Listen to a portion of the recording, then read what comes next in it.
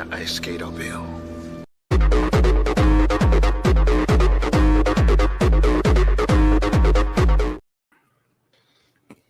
Well, hello everyone. Welcome to the show. Happy Monday, everyone. Mischief, Mayhem movie, episode 24. And we're here to talk about a Marvel character that actually at one point saved Marvel way before the MCU became the thing it is. And that is Blade, 1998 movie. Actually a very underrated movie, very fun, and got special guests in the chat on the stream with us. And no, it's not because he's a black man. I brought him on the show because of a black superhero. His name's Abomination AJ.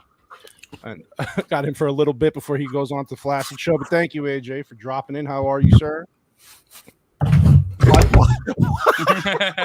While you're eating your buffalo wings? What's up? Yeah, man, I'm just finished up. I'm good, man. I'm glad to be here. Finally glad y'all talking about a movie that I actually watched. Yeah, you've seen it before. That's why. Yeah, I was like, have you seen Blade? Yeah, cool. You're on the show. Awesome. And that's why he let me on, not because I'm black. Exactly. Thank you. Because I actually watched it. You see the movie. Of course, we have Mr. White Bear. Mr. White Bear. Yo. Don't worry. He's got the buffalo wings. I got the menthols. We're a crew right here. You just yeah, it's just those stereotypes here. No.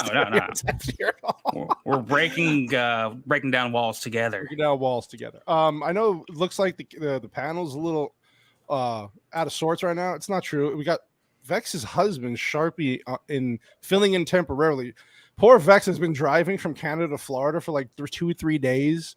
So she's doing her thing right now, getting food, shopping, and Sharpie's was supposed to be on anyway, but he's basically filling in for her, and she will probably pop into the stream at some point during everything. So Sharpie, how are you doing, my man? I'm good. I'm just the substitute. Substitute filling. You're not a substitute to me, buddy. Okay. Appreciate you. So we got.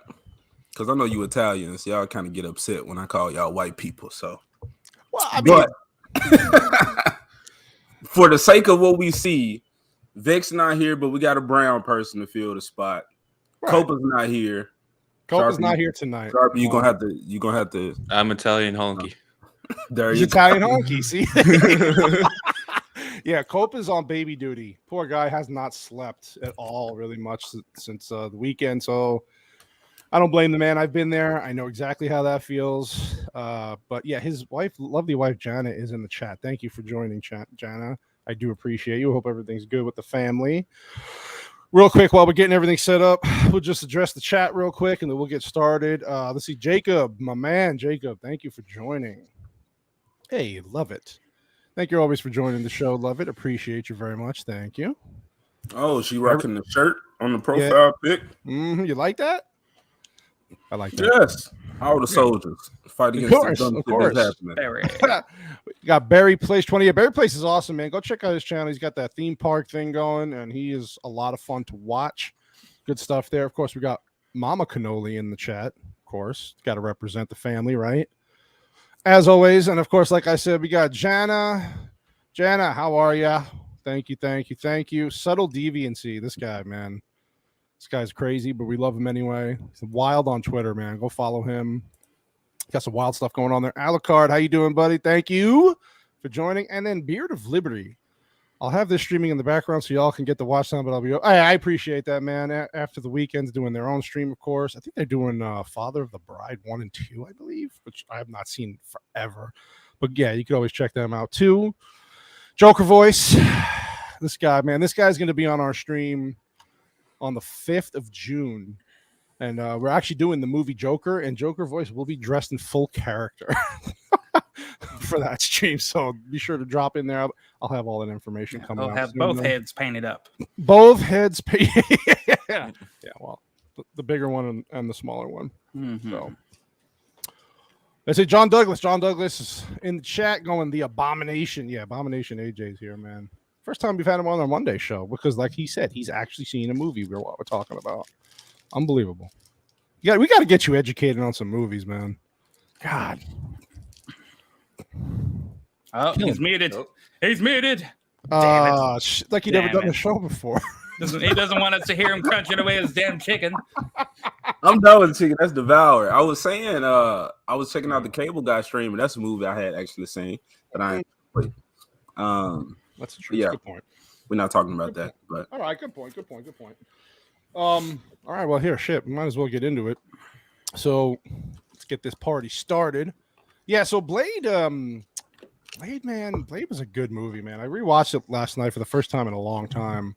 I can't believe it was 1998. 1998. So I don't know how much people really remember about this movie, but it definitely was at the time first of all, the critics did not like this movie, which we don't give a damn what the critics say.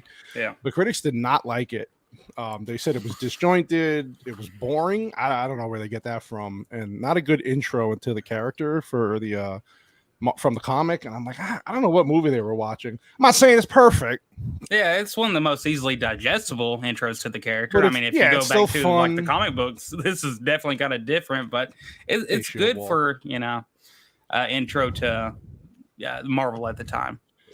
See, I've never read a Blade comic. I've only seen him in relation to Spider-Man with the whole Morbius situation.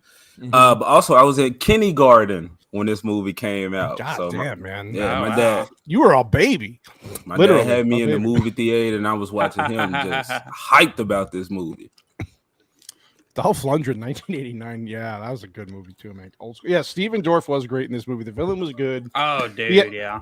Yeah, the villain was great. And I like how, it starts off pretty quick, man, where you see this woman on a gurney in a hospital with a bite on her neck, and they're just kind of trying to save her. And I think you find out she's pregnant at the time. A very interesting beginning. So it sets it up right away. Like, this is the introduction to Blade. And then it's just got a great, I don't know how most people felt about the actual directing style in this movie. I'm sure if Copa was here, he'd explain it, but it's got like some scenes are just sped up on purpose. I don't know what the reasoning on that was for, but the introduction was pretty good. I got to say, when you could set up a video game character, if you could set up a comic book character with a good intro for that character, that means a lot. They did a great job setting him up here. What I loved is that they didn't show him as Blade immediately. But man, they drag this poor guy, this hot chick drags this poor guy into a club in a meat locker. And you love the scene where as they're walking him through, he sees the meat and he's like, where are we going? And then he sees the people being taken on like these rolling things. And he's just kind of looking around like, what the fuck? But when you're a man and you want to get some of that good, and you're going into a club with a hottie, you're gonna be like, fuck the people I saw bleeding out in some plastic. Y'all do wrap. like Rocky and hit those slabs of meat? Sure. Hey, whatever. Oh, there's people with weird teeth and they're pushing me everywhere. Okay, I'll take it. This girl's hot, so I might have a shot at this. So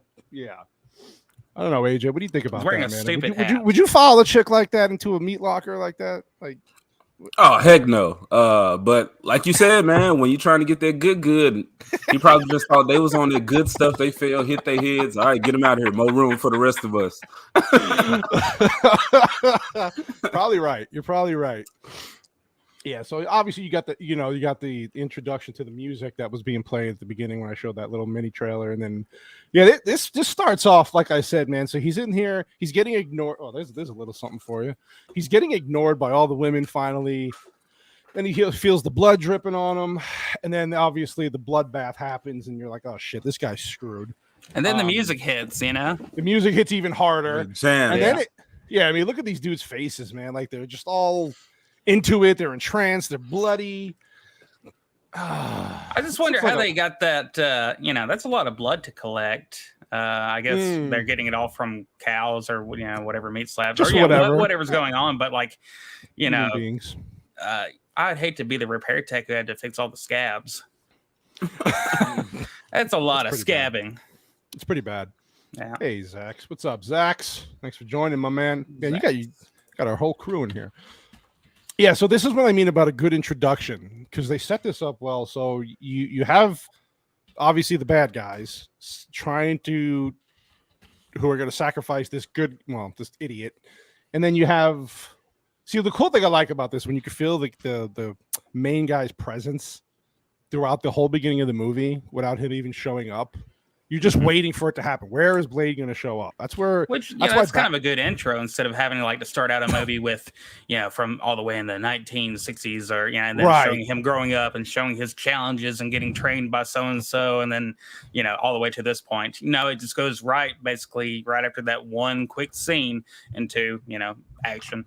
Yeah, it's just a badass intro. So he's got all this tactical gear and all. Go ahead, buddy. No, it was my bad, Cannoli. No, go ahead, buddy. Go ahead. In the new Blade, they're gonna have him because they was talking about him being young and feeding on homeless people. They're gonna have him as a kid. He's gonna be feeding on some white people gonna treat him like shit. That's what it is. And then later on, he gonna feed on them. The patriarchy must be broken. He's gonna start eating. You know what? With the way Disney would do things, I could see that happening. Actually, he only used the privileged. The privilege, the rich privilege. I can taste your privilege. Oh God, I could see it happening. But I really can. No, you're right, and it's going to be PG-13, so there's no cursing, there's no violence. It's just some poor, shitty CGI and these horrible one-liners because it's Marvel, the current day Marvel, I should say. Yeah. Yeah, see, and like y'all said, this. Yep. What up, Mike? Even though he don't eject me tonight on Flash's stream, it be your own people, man. I'll keep saying that, but yeah, man, the current Hollywood, they don't respect the audience's intellect, and to be fair, it's a bunch of retards out there. But yeah, man, like y'all said, they just dropped us in with this one, and you feel his presence. You do, we're kind of caught off guard, just like the vampires are. Right. Yeah, I mean and the cool thing is what's great about the intro is that it's intimidating to see him. He's got the tactical gear on, just looks like a badass, and they know he's a badass because you notice they stop everything when they see him. They stop. I mean they're not dancing anymore. They're like, oh shit! You hear them whispering, oh it's him, and then he just starts going to work. This was definitely the time of the black leather coat, especially a year after this Matrix 1 came out. Yeah. I mean, he stabs this chick in the neck with her thing, his the silver blades, his thing, right in her mouth, that with his thing. Kill a vampire just like that, silver tip, baby. Yeah. And he just goes crazy here, but he shows you his abilities, what he can do, how he's basically almost invincible, and I just love this scene here where he grabs his sword out and he makes the mark on the ground, like, all right, come get it, bitch. Yeah. But God, man, what a badass movie this was for its time. Badass, man. It was just badass.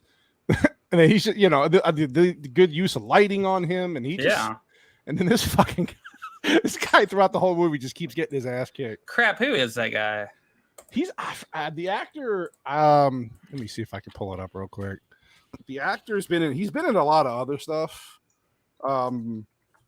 He's Donald Logue. That what it is? 1990. Yeah, Donald Logue. Yeah, it was a pretty decent cast here. I mean, you had Stephen Dorff, Kris Kristofferson, and Wesley Snipes. Not bad. No, but yeah, he's just a character actor. He's been in some other stuff. Ego's in the chat. Finally back from Philly, and you saw some. Yeah, I bet you saw some vampire-looking motherfuckers in Philly on those Philly streets. I'm glad you're back safe. Those are zombies. Yeah, those are zombies. Yeah, that's The Walking Dead, huh? Remember back when the comics and the sword was made of wood? I don't know anything about the comics with Blade. I did not know that. Yeah, I remember the Spider-Man cartoon when he made an appearance, and I think he was in Marvel Ultimate Alliance, one of the games. I think you could use one of those secret unlocked characters. Okay. Yeah, I like this. He's like, I've tried. He's like, I've tried everything on you. Let's try fire. He just lights this off. It's like I said, he's just a badass. And of course, he gets out of there in time with the cops come. Now, if you're a police officer walking in on this, you see blood everywhere, and you just see like skeletons roasted on the ground. I don't know if there's even skeletons left. Will they just evaporate? Is that what happens? Yeah, they just turn into stank dust. But you see a whole lot of blood, and I don't know. I don't know. They never do really explain. Well, I mean, this guy's charcoal. This guy's ready to look at him. Then of course he's not dead because he's a vampire. So, and then you got the I don't want to say Blade's love interest. They could have went that route, but they didn't. Thank God. Yeah. So she's like I forgot. She is hematologist. Yeah. And so she's in the hospital, and then as a doctor working there, and then of course this is her. She's an employee, but they went out together, so they throw in this little like, "Hey, why don't you want me anymore?" And he's like, she's like, "Yeah, I want some Blade. I want to get some of that Blade goodness." I'm waiting for a vampire superhero to come get me. But then of course this guy wakes up because he's not truly dead. Bites her. Dude looks like that smoked meat that you totally forgot. Good. It kind of makes me hungry. Good use of makeup here, though. Yeah. They did a good job with the practical stuff.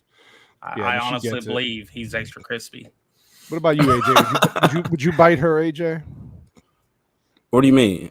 As a vampire? Well, I'm just saying, like, you're a vampire. You see her, you're like, all right, I'll get a piece of that. Bro, you asked me what I would do as a villain. That I'd be a real fucking villain. I'm just gonna say that. It wouldn't be no asking for that. I'm just, I have to ask, Yeah, I have to ask. Hey, Copa, remember when vampire hunting used to pay your taxes? Yeah, no kidding, dude. She, I'm gonna say this. She all right, but later on when you see Blade mom. Oh yeah. Blade's mom, yes. The actress is Blade's mom has got it going on. Mm-hmm. Blade's mom, he said he had to release her. Yeah, if I was Blade, I'd be like, man, you ain't my mom. No, don't say that no more. No. Yeah, no kidding, right? Wrong choice of words there.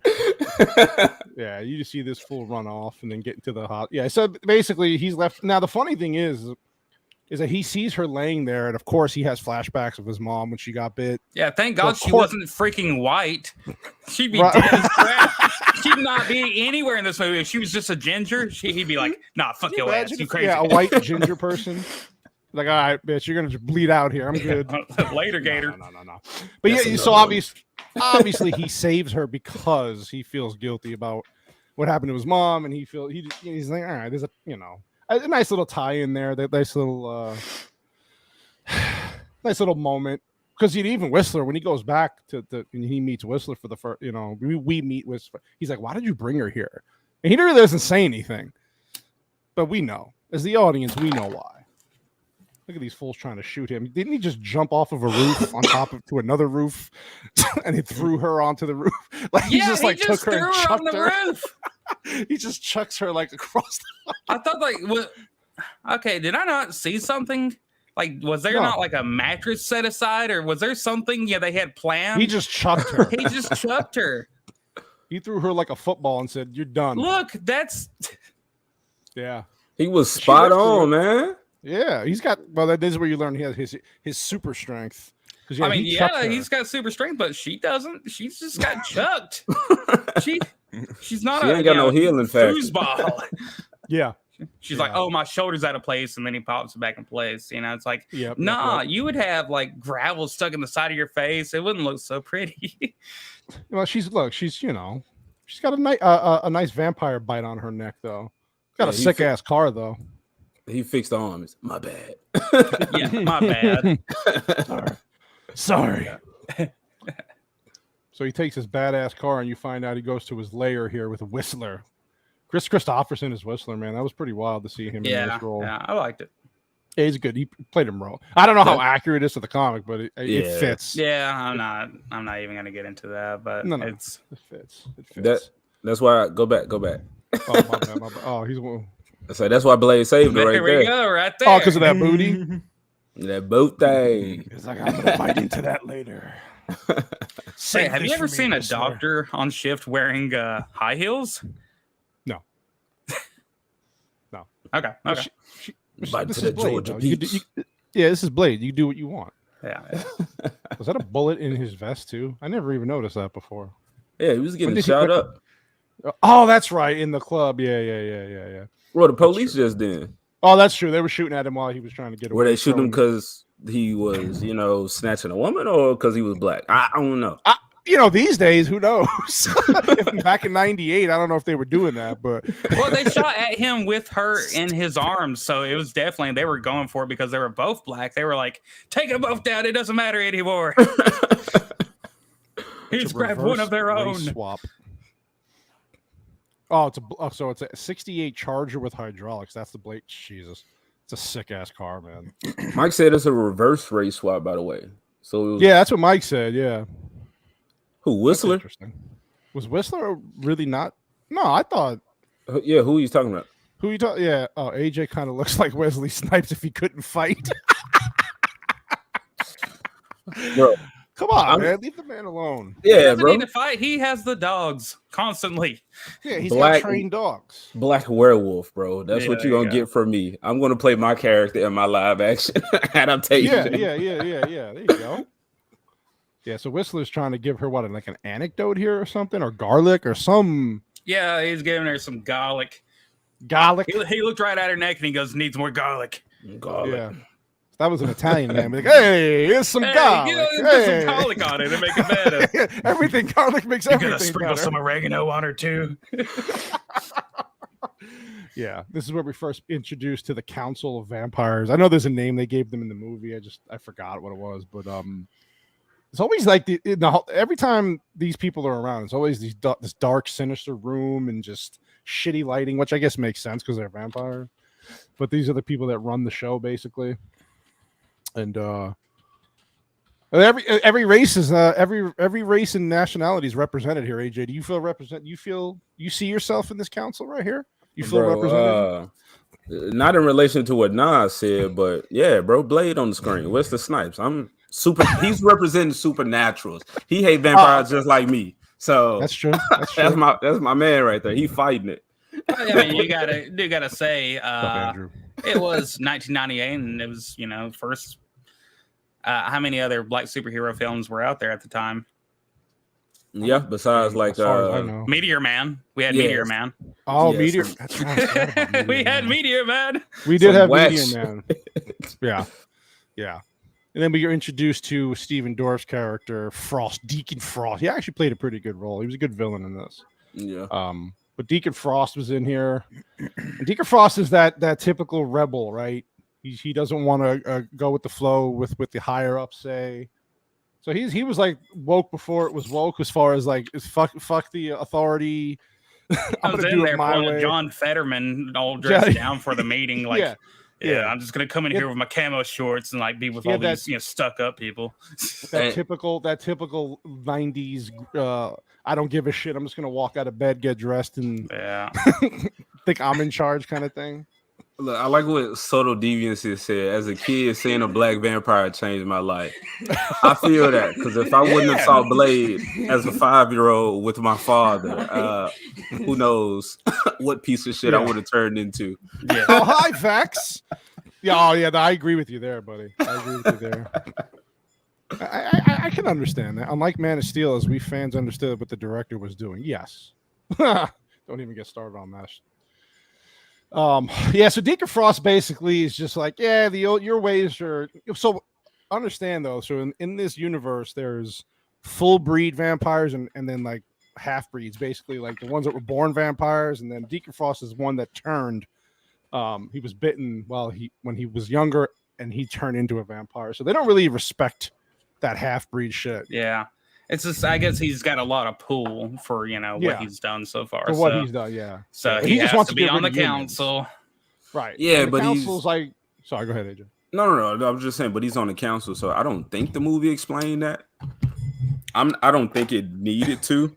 No, right. It kind of lets you do that for yourself. But I'm one of those people. If the movie was like 8 hours long, I don't care. I would have listened to the full history of it. But at the same time, that you just kind of got to fill in the gaps. Basically, he's the hotshot cool kid of the vampires, and he has to be in the council because he's got so much pull, and he's got all these nightclubs full of blood sprinklers. You got to have him on the council. Blood sprinklers, come on, the maid vampires. That's the mafia of the vampire world, right there. That's what it is. I know we're talking about Blade, but I saw a lot of similarities. There's a Netflix vampire movie called like Night Teeth or something. Oh, okay. You could call it woke or not. I don't think it was. It did have some shit in there, but it was a pretty cool movie. I enjoyed it, and I saw so many similarities to this movie in it. So, and again, I'm not big into like the vampire movies, but I don't know what came first, all of the vampire movie tropes or Blade, because I see a lot of movies doing stuff like this, like the guy, the hot shot, the young vampire that's like, you old heads don't know what y'all are talking about. I'm about to take this over, and we should not be playing equal to the humans. Yeah, eat our food, all that type of shit. Yeah, I think that's a common trope. Yeah, it is a common trope. Oh, thank you, Miss Surrounded by Idiots, for subscribing to the channel. Yeah, thank you. Appreciate you, buddy. Nice. Appreciate it. Hey, Hunty, thanks for joining the stream. Are trans vampires that only drink plasma subtle deviancy? Well, I guess you could say that, right? Nah, I think they drink like some synthetic blood. Fake blood. Yeah. I wouldn't be surprised. Yeah, Blade 2 did have Ron Perlman, but Ron Perlman gets his ass kicked by Blade later on in that movie, so it's pretty cool. Yeah, but see the silverback.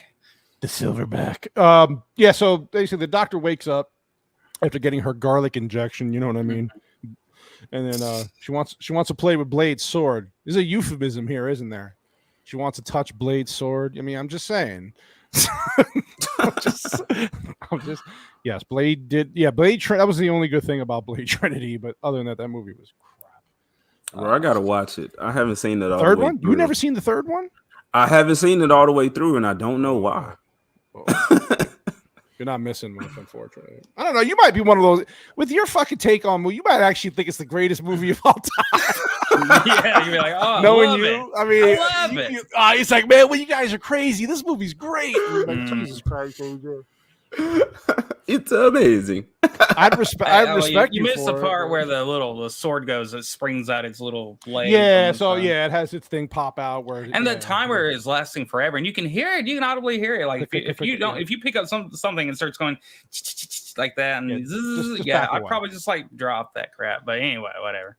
Yeah, so she's hiding out, and of course, this is where you see Blade get his serum for the first time because he doesn't want to drink blood. He doesn't like being what he is. Right, so this is why you'll find out later he does what he does, hunting them down, because he's so pissed off about what happened to him that he has this weakness. Because he's got, like they say in the movies later on, he's got all their strengths, none of their weaknesses, but he sees this as a weakness. So they have a serum, and I guess the serum is not working as much as well as it used to. It's starting to lose its effect on him. So basically what happens then is that he's going to have to start eating people, sucking their blood eventually if this doesn't work out.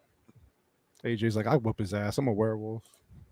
Did they ever explain anything about like what that mixture was in the serum? Was it like watered down blood? I don't think they do. Soy replacement blood. we got to tone you down, so we're going to give you some soy, boy. This is what the trans vampires will be on. Right. Yeah, they're injecting this into their. Well, it's Pennsylvania, so yeah, gotcha. Going to Target and buying tucked-in underwear, whatever the hell they're doing these days. Jana, oat milk blood. That's oat milk blood. Exactly. Yep, the thirst. Yeah, so they call it the thirst. I wouldn't hold his hand. While this is going on, you know, how strong he is. As strong as he is, he would have ripped his goddamn hand off. That just shows you how kick-ass this chick's like, hell no.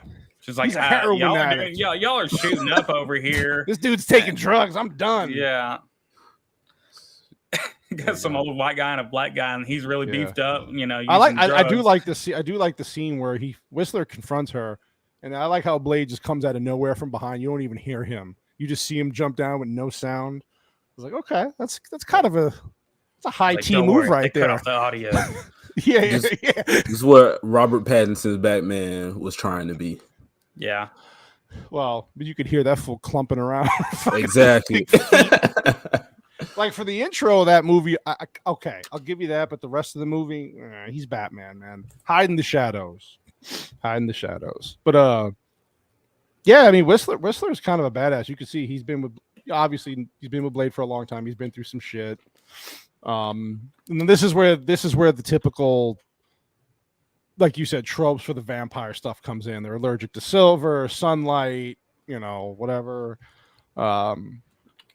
And he's got some what was it, like some infrared, not infrared. What is it called, Whitey? That light that he has. The UV ray. UV rays, yeah, the UV ray light, which he uses to roast some fat vampire later on, turn him into a large marshmallow. Oh man.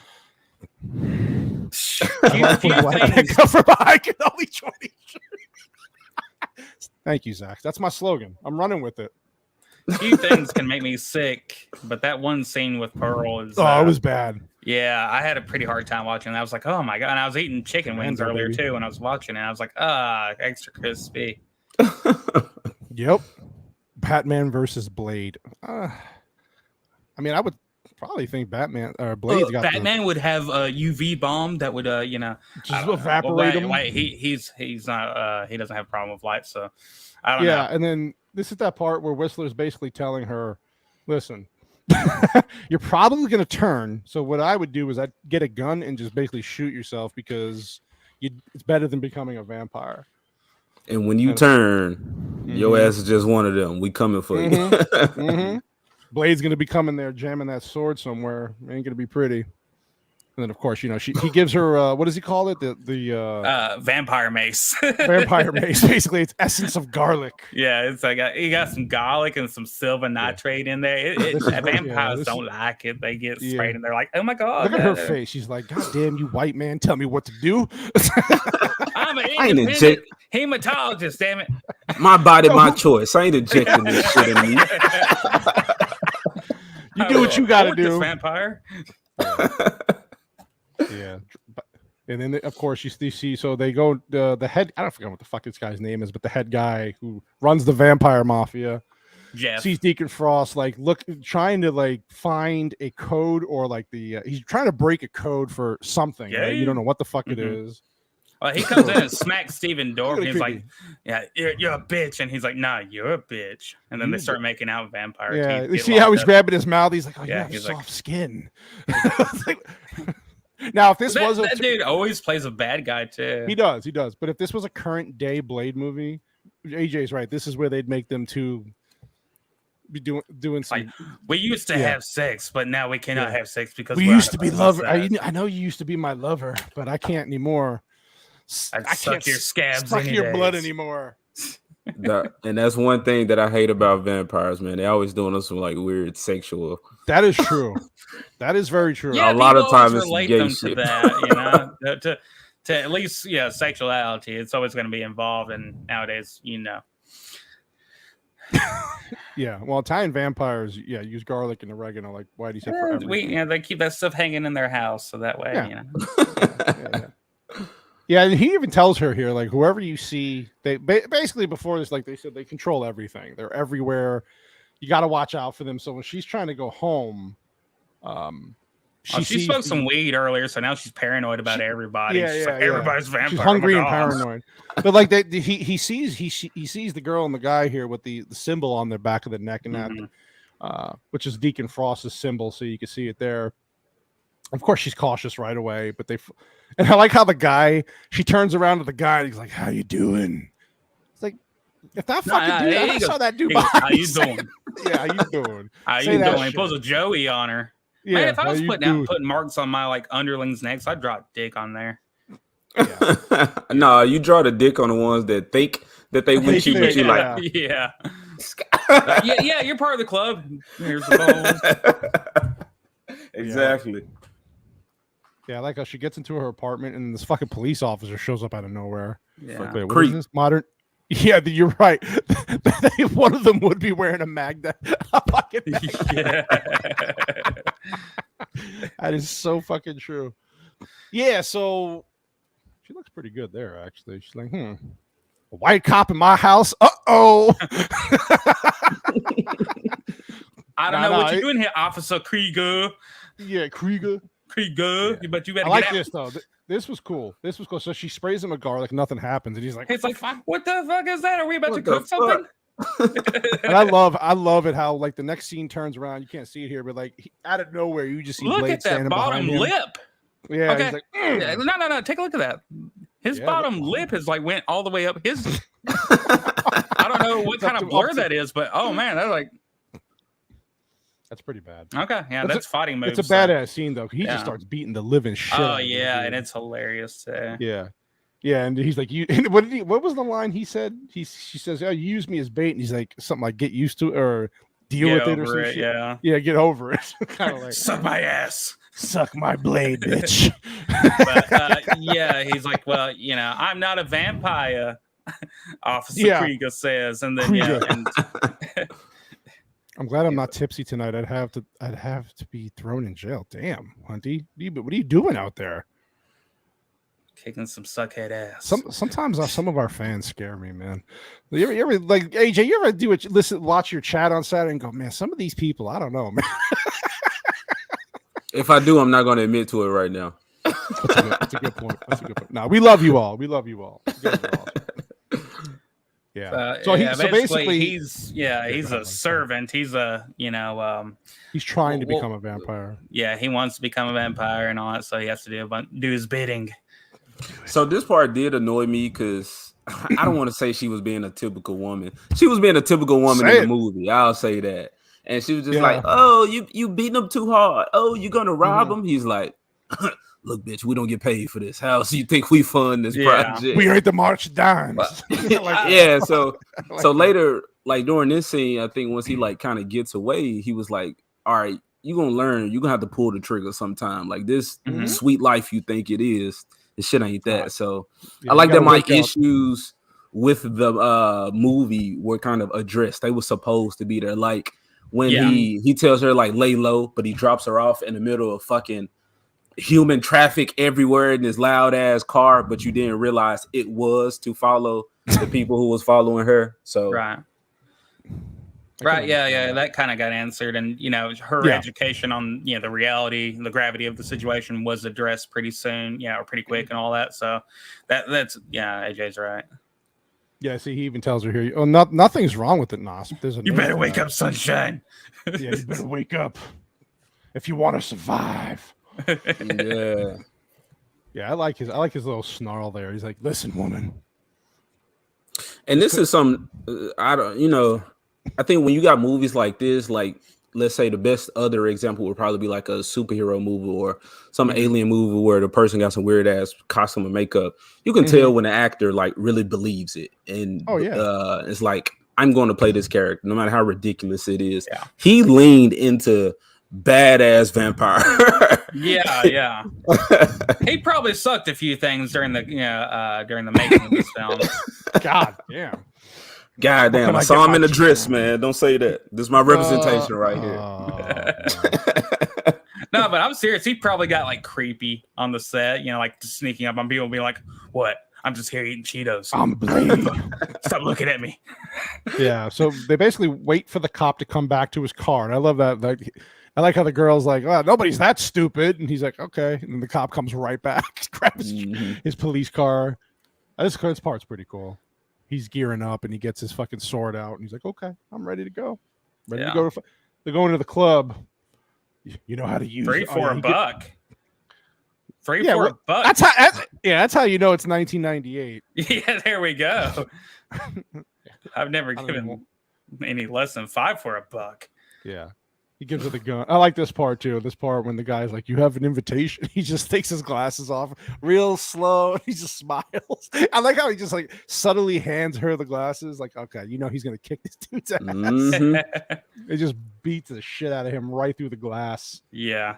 Just badass. Here comes the most annoying music in the world. Oh my god, with the Japanese. We can't hear it obviously, but man, they got like these young Japanese girls. rap is not where it's at. Just this trope, there's the stereotype of Japanese men with young girls. Something, there's a lot of, I know it's YouTube. I don't want to get too deep into it, but they're kind of leaning into that here pretty heavily. But all they need is like one dude in the background getting a nosebleed, you know? It's like, right. Yeah, and I like how he chases this cop. Imagine that. I like how this cop just gets his ass kicked, thinks he's gotten away from him, sees him coming at him in the club, and he's like, "Oh shit!" He just starts fucking booking it into the back. Like, could you imagine? Like, this guy again? Come on, man. But yeah. So Blade follows him in. And this is funny because he's like, yeah, it's in the entrance into wherever they have their records. Yeah, the cooler, and it's a walk-in cooler, and it's literally a walk-in cooler. It's like the most obvious. Like, there's no hidden really anything. No, right. No. Just open the door, you just see right, like in the hallway. Yeah, and I like how he. There's nobody setting off any alarms. People got their ass beat at the beginning of the club. There's no Japanese dude. right. Oh, no, it's a Blade. Oh, Blade. It's a Blade. Hey, Sharp. Vex okay, Sharp? Everything's good. She's healthy. Yeah. I was just helping her get everything situated. I'm glad she got there. This man said everything. He's like, I haven't seen her in a while. Yeah, she's probably taking a long road trip deuce. I wouldn't blame her. That's a long ass drive. I'd be taking the biggest shit in the world if I was going from Canada to Florida. That. She's releasing that Canada fucking garbage. Canada Dry. Turn the camera off. Yeah. I don't want to be hearing any noises. I know we're on YouTube. I need my channel. Seeing all that. Biggest shit. Yeah. I like how he's like, you give Frost a message. It's open. What did he say? It's open season on all suckheads.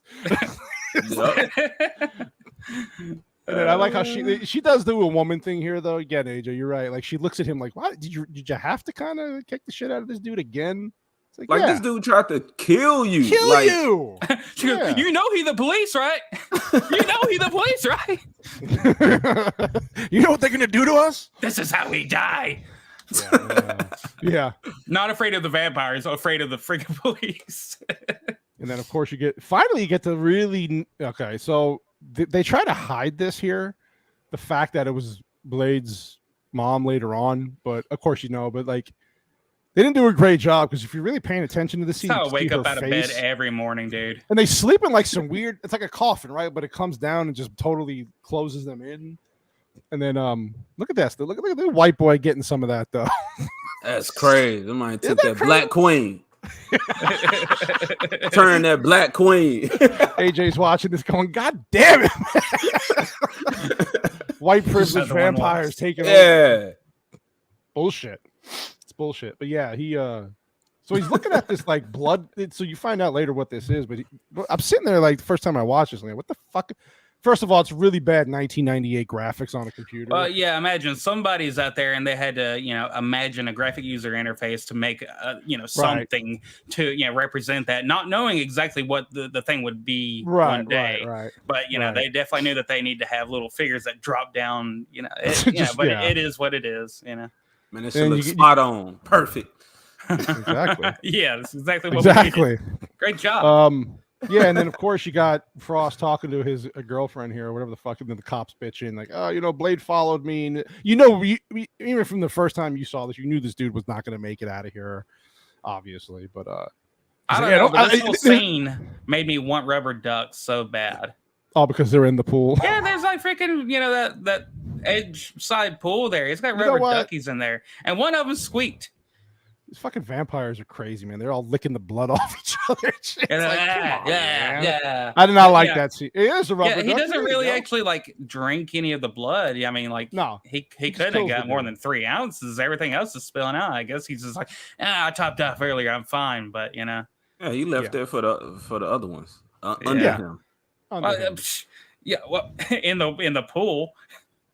I like how so he wants Blade alive, and you don't really know why yet, but you kind of figuring out it has something to tie into whatever he's searching for. I don't know, but check out those monitors.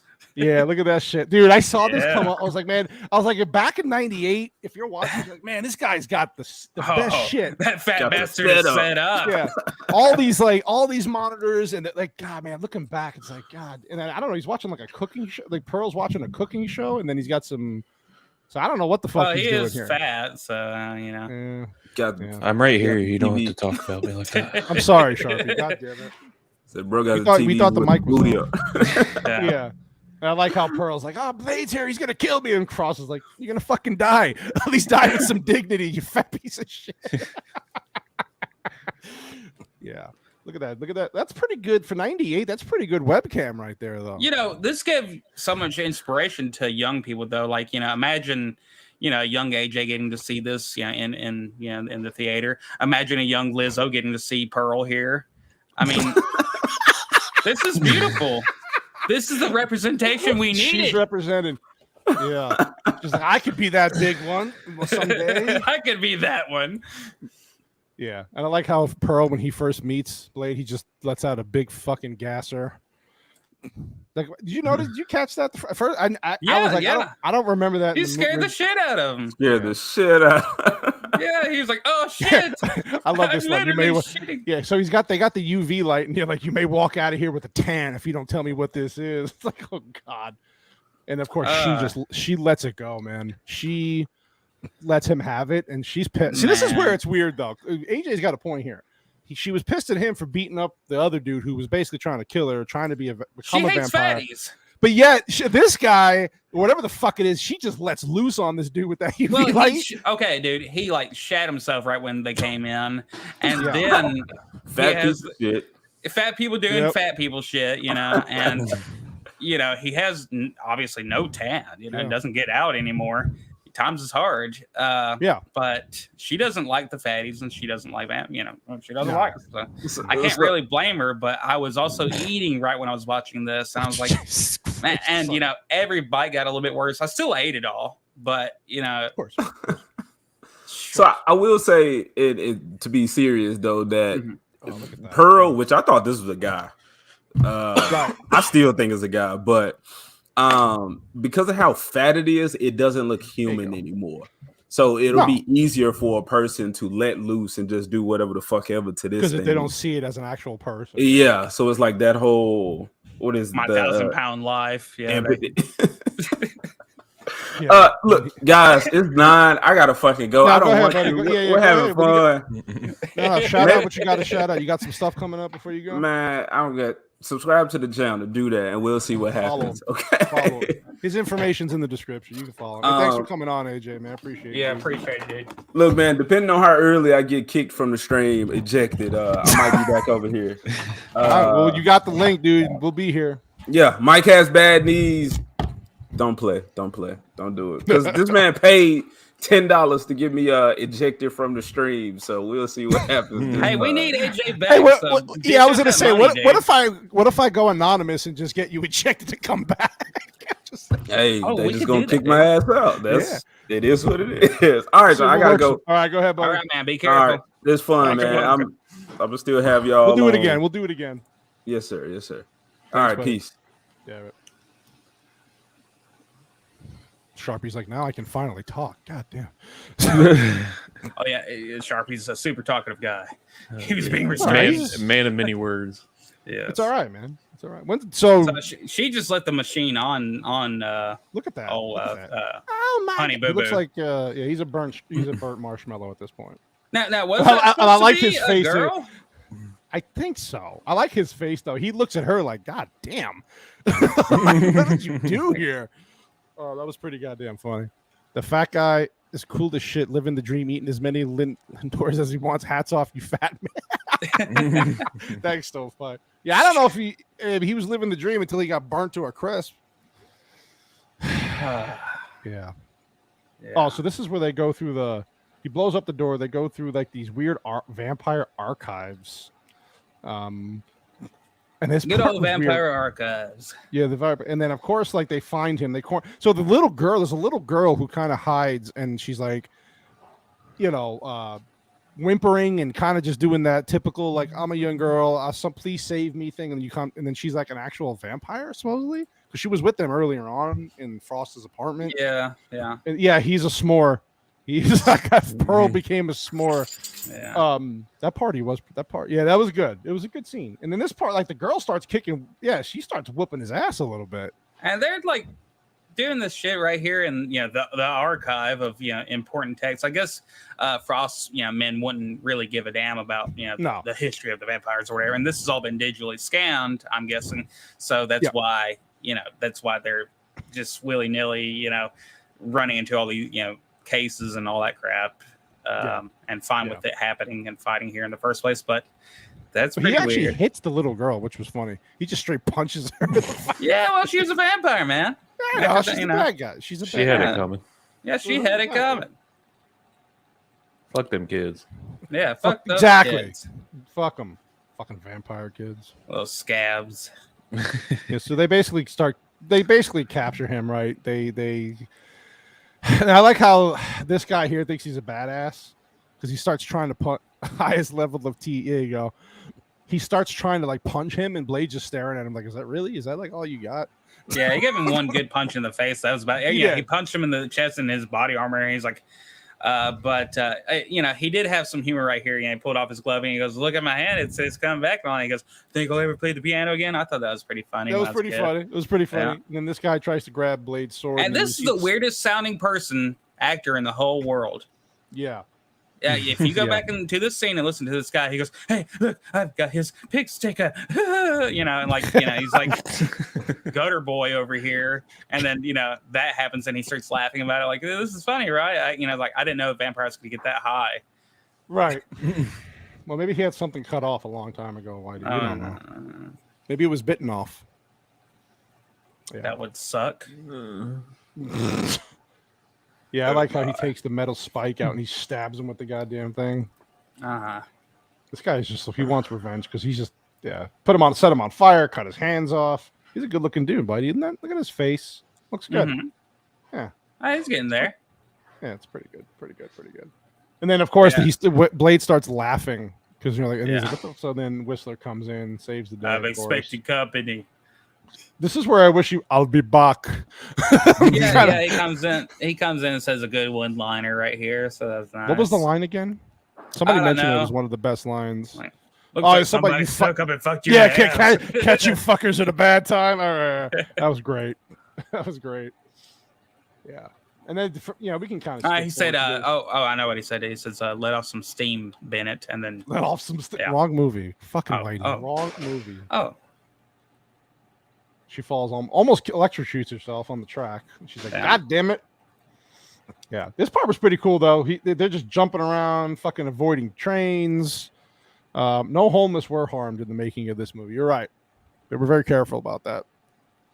Oh, homeless. Okay. So they just killed them all and got them off the tracks so they can make the movie. So where's that big Tupperware? Let's see here.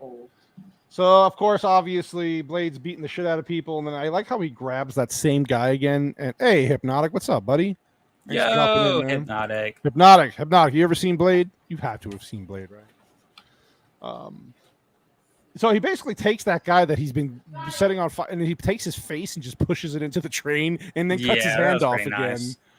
This part is fucking nuts, though. And even she's like, "What are you gonna do? What are you trying to grab for here?" In the fucking train, he grabs the end of the train and just pulls it. And of course, whips them like breakneck speed. But it works. Obviously, he pulls his fucking arm out. Oh, of course. I figured you have seen Blade. Most people have. Yeah, so he dislocates his arm. She puts it back in, and then of course he's getting thirsty because he's got that. So he takes He's getting hungry. He's getting hungry. Yeah. So he tells her to get the fuck away from me. I don't want you. This is where Whistler gives the backstory on Blade, where he found him was like a child, right? He was a kid. Yeah. And then So if I remember, was he feeding on someone when he found him as a kid? Right? Am I right about that? He was sucking something. He was sucking on something as a kid. He was homeless. Yeah. Sharpie's like, what the fuck? Yeah. I remember, apparently, depending on the lore of whichever comic you're following, his mom was supposed to be like a whore back in the 1920s or something like that, and he was raised by some chicks in a brothel, and a different story for this one, obviously, I guess. Oh yeah, I totally forgot. Since Hypnotic's in the chat, he did remind me that since he asked to hit the like button 84 times on his streams, and it works. Hit the like button, goddammit. Hit that like button, please. Smash that like button, please. It does help. Hey, Zach. See you later, buddy. I know you got to go do some stuff. Appreciate you dropping in, buddy. Yeah, so they give the backstory here, and then he talks about why he does this. So he had a wife and 2 daughters, I believe, and then basically he said a drifter came to their house one day, and just basically tortured his family. Like they even made him try to choose which one would live and die. So I can understand his motive for wanting to kill vampires. Definitely strong. Definitely strong. Back when Blade has the purple costume. Okay. That I remember. Like I said, I'm not too deep into the comic lore, but I do remember. Me either. Vex is more disruptive than her cats tonight. It's all right. She gets a pass. She gets a pass. Can see me doing things. We love you, Vex. They love you. I'll be in there. No, you're good. She's like, shut up. Shut up, you guinea. Nobody cares. Yeah, so he basically explains why he's so strong, but he has this thirst that he can't get rid of, and while he's cleaning his artificial leg. Yeah, you got to keep that leg clean, you know. And smoking. He has cancer and he keeps smoking, though. That's a little weird, but whatever. Well, what the fuck? I mean, if you already got the lung cancer, I mean, well, you know, doodly do. As if he wanted to live forever, he would have got somebody to bite him, you know. Yeah, that's true. That's true. That's how I justify this. Yeah, exactly. So like she goes to talk to Blade, and Blade's like, "I'm meditating. Get the fuck out of here." And no, he's staring at a damn wall. He's meditating. Okay, this is how I sleep. He's thinking. We can't afford coffins around here. No, you don't want to be in here, woman. I'm jerking off. The masturbatorium. He's basically explaining why he's doing what he does. He's trying to find the person. He's been trying to find the person that bit his mom because they turned him into this thing. He doesn't want to be what he is. He doesn't consider himself human. So, well, he's a little pissed off. You think after all these years he wouldn't be such a downer? Okay. But yeah, exactly. And then, of course, this woman's picking on fucking Deacon's right-hand man because he got his face burnt or smashed against a truck or a train. I guess they're trying to kind of clue you in slowly over time that, you know, Deacon is the one who, you know, bit his mama. Mm-hmm. You know, because as soon as they get done talking about the scene where they bit my mama, I'm looking for the man who bit my mama. And then it goes right to Deacon, who bit his mama. Yes. And they're over here, they're making out and putting on, you know, sunscreen. This is, you know, typical white people thing. Mm-hmm. We don't want any sun. We don't like the sun. We can't do. We're white. We can afford special creams. White people are melting. If Lizzo drops below 10,000 calories, she goes into the same meditative state. Yeah. Yes, that is true. Yeah, I think that's just called diabetic shock. That's what I was going to say. Yeah. She doesn't have her insulin or sugar, so she's the sugar. Yeah. So they're killing this guy because basically they're tired of his shit. So Deacon Frost in his mind, wants to bring the vampires. He wants to basically wipe out the human race, where these vampire mafia people are like, nah, let's just keep things the way they are. Yeah, they enjoy. They have this dichotomy. They have some type of relationship where it's where humans have agreed, I guess big Ike's and politicians and all kinds of people have agreed, like, as long as you don't suck too much, I'm fine with it. Only the tip, you know. You can never fully take over, and if you get exposed, you know, we're going to come down on you a little bit, which means that there's this underground society of all these people that know it, and they have people who have infiltrated all these different businesses all around the world, especially here in the, you know, parts of the U.S. and all that. So, but Deacon is, you know, finally getting rid of all the old heads, and, you know, and he's getting rid of the old heads, all right. Yeah, he's fucking taking their teeth out. Pulled his teeth. Now, this is one of those instances where you kind of see the age of the CGI here. It's a product of its time, right? So they're basically sitting there. I really didn't feel it was that bad. It's not bad. It's not bad for how old it is. For 98, yeah. I've seen worse. Yes. they could have had like Indiana Jones claymation melting skeleton, stuff like that. But I thought they did pretty good. Not the bad. Scene all around it looks fake as heck, but I feel like this is more believable watching it. Dragon right here. Eddie, that's right. It's not Scorpion King levels. Oh, God, yeah. That's I'm just gonna call him Jeff, but Jeff's dead now, so it doesn't matter. And I like what they say here. What did you do to Dragon Eddie? It's like, well, here's his teeth. So, and they really don't. He doesn't explain anything here. He's just like, I need 12 volunteers, and then he says, I need 12 volunteers. TKK. That's what I do. Oh wait, that's the sound of Jeff's teeth flying across the table. It does hold up better than Ant-Man. You are 100% right, man. You are 100% right. Yeah, and so he brings back this like part of this what is it? God. It's the old manuscripts from the vampires. Right, from the vampire. He goes, smells like a vampire wiped his ass with it. Wiped his ass on us. Ain't got no gas in it. It's written in blood. Yeah. And whatever they talk about it's so Deacon Frost has been working on this thing. We don't know what it is, and it talks about the blood god and so obviously the chick here, since she's a doctor, what is her doctor? What is she again? What kind of doctor is she? Hematologist. Yeah, I guess I should remember that. She's working on a cure for herself, and she comes up with this. Yeah, I'm sorry to cut you off. No, I don't know why I keep thinking Kris Kristofferson is a dude in Django, but I know that's not right. That's Christoph Waltz, right? You're thinking about Christoph Waltz. I can see the correlation there. I mean, white people, they all look alike. What other movie was he in? Kris Kristofferson is like he's been around for a long. He was the one in Death Proof, right? No, that's Kurt Russell. Oh shit!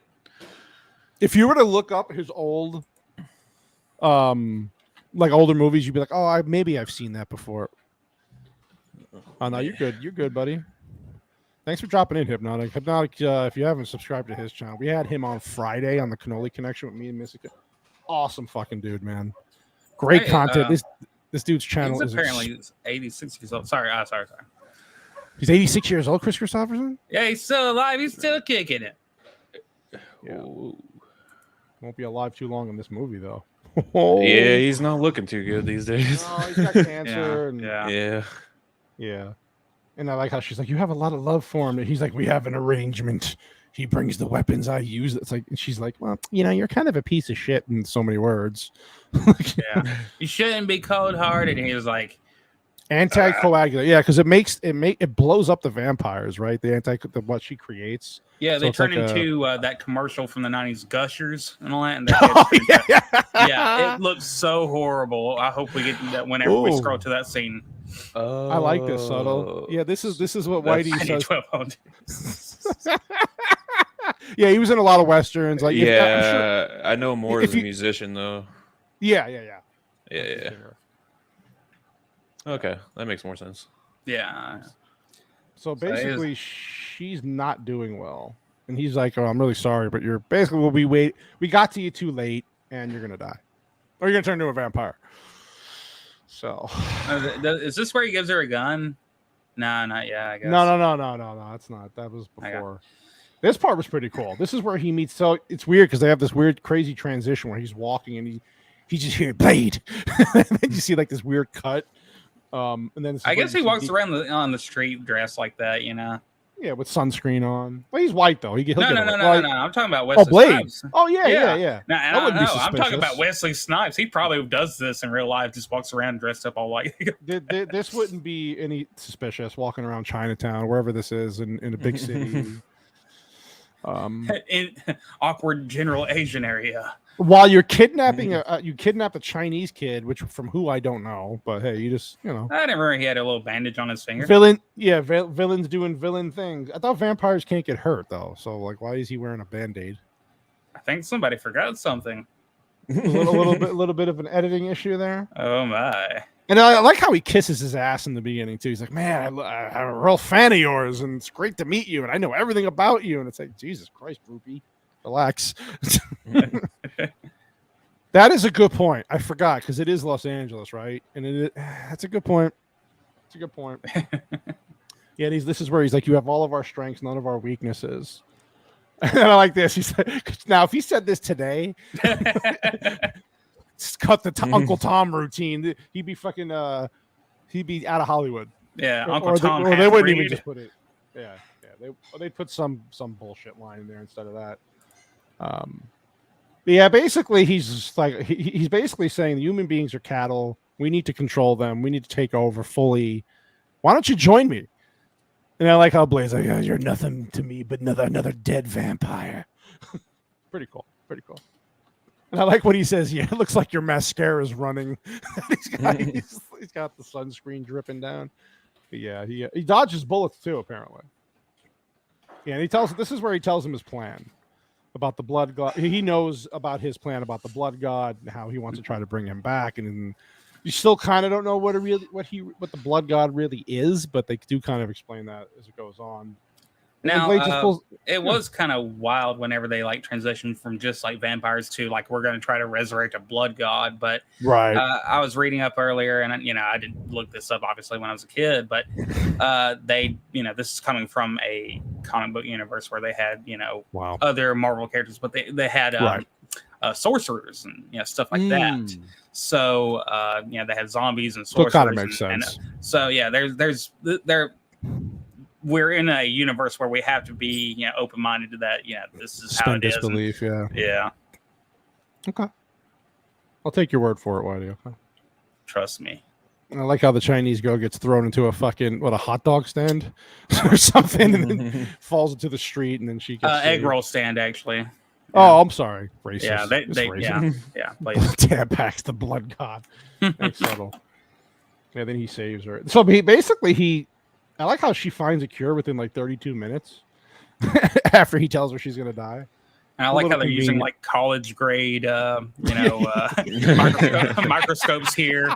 She's not in a hospital, or like the level of actual stuff here is pretty. It looks bad. Yeah, but she's looking through it. It's all perfectly colored. But it works, Whitey. It works. Yeah, so they find out where their secret lair is. Deacon finds out, and so poor Whistler gets shot in the leg. He gets his ass kicked in this scene too. Holy shit! Subtlety means he just gave me PTSD. Now I'm never going to think of Tampax ever the same. It's bullshit. Yeah, so they basically beat the shit out of Whistler. Blade comes back. They didn't really do that much more to Whistler. Like, he came in there, he literally stomped on his arm and shit like that. And if he's, using his vampire strength and stuff like that, he should have been dead. But, all that happens to Whistler later is that he got, bit and, ripped up a little bit on his neck. And that's the only thing else that you see was wrong with Whistler. That is a good point. Maybe they flicked him a whole lot or, I don't know what they did. Because it looks worse, right? When you pull this thing off, you're like, what are they going to show under here? And, I mean, it's bloody. But yeah, you would think it's really not that bad. Like they didn't twist his nipples off or nothing. For a rated R movie, me dry, Blade. They sucked me good. I ate a vampire once. It tastes like corn. Yeah.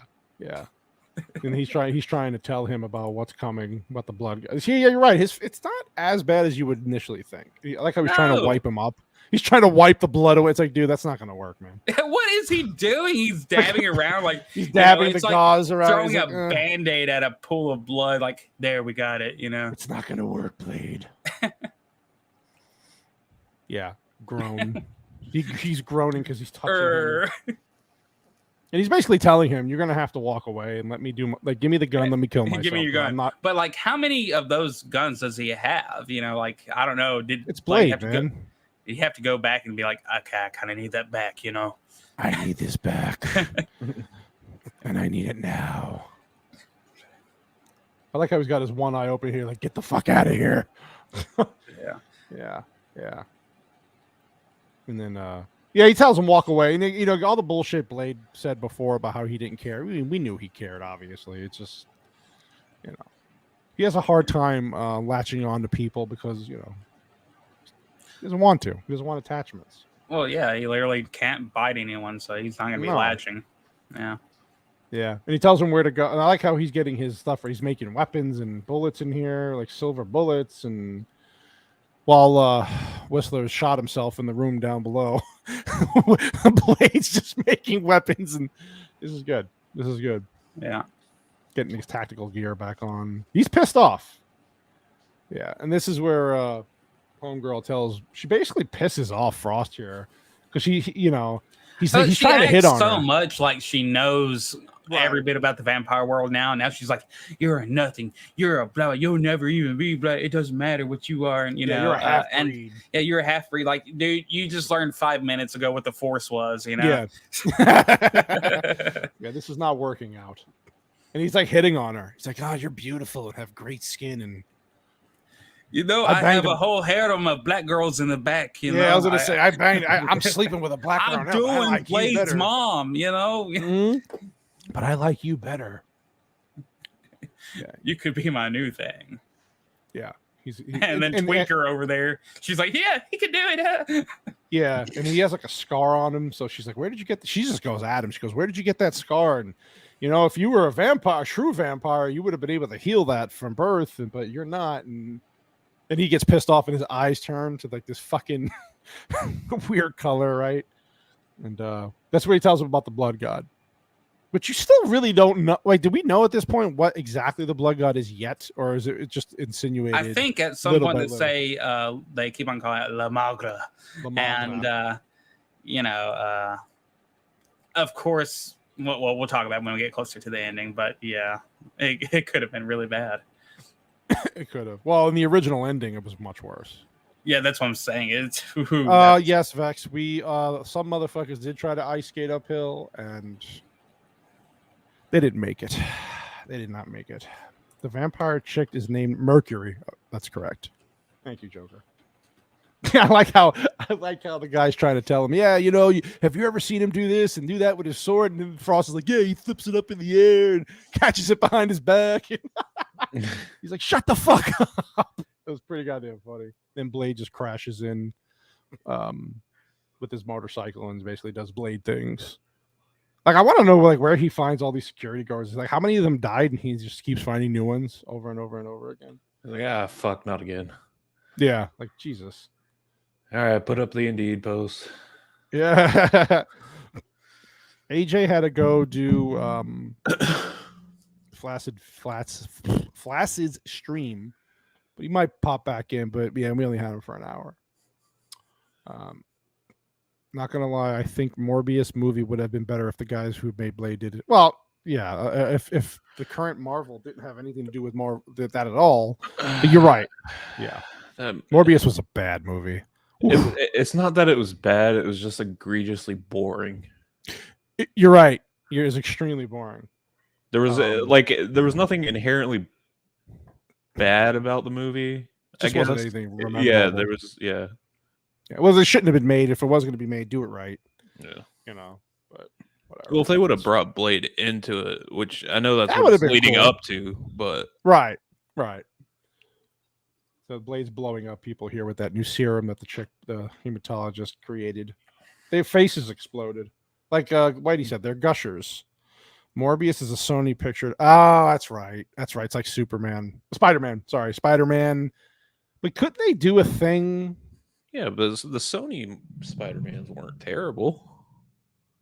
No, not. I mean, I guess it depends on who you ask, but no, I agree. And then they eventually could have worked it out where they brought him into the MCU anyway. That's what they did with make an agreement. I guess Spider-Man's a bigger character. I get why they did it, but I tried to watch it twice. You found me sleeping. Yep. It's a bad movie. Yeah. Well, like you said, it's boring. It's just nothing. It's just there's nothing to keep you interested. Yeah. They tried to bring in some of the villain from the Spider-Man movie, Michael Keaton. It's like, why? And it made no sense. It just made no sense. It was stupid. I'm in the visiting. Oh, I know that feeling, buddy. I do know that feeling. Yeah, so Blade basically finds the blood god thing, finally sees what's going to happen to people on the blood god computer, and then this coffin bed opens up, and by surprise, he sees his mom that supposedly died in the beginning of the movie. Here comes the most awkward part of the movie. Dude, it's so weird. It's freaking vampires. Yeah. That's why they were good, actually. Vampire movies got to sexualize everything, including a mom and son relationship. Very weird. Yeah, she's like getting like all up in his. Oh yeah, like dude, hey, no. Baby. Yeah, hey baby, I'm your mama. Mama's here. She's like, you came out of my. Never mind. And this is where they're being driven to a location, and Blade's thirst is starting to take over. He's like, oh, she's so hungry. So what does she tell him here? She tells him that if her cure works, that he'll be human, but he won't have any of their abilities anymore. Yeah, like he's like, yeah, if we get through this, I might take that serum of yours, and she's like, yeah, but you'd be weak as shit. And then he doesn't reply because then he's like, I wouldn't be able to do triple backflips. I won't be able to just jump behind you mysteriously. Yeah. So this is the Blood God Temple. And look, she's like, how far did they take them? They must have taken it pretty damn far because they were in that truck like for a while. like say something like in Siberia or something like that. It's like, but you don't know where the hell this is. It's you're gonna just assume it's isolated. It's just the altar from a cabin in the woods. Okay. At the bottom of the shit. The bottom of the pit. Yeah, somewhere in Kentucky. Yeah.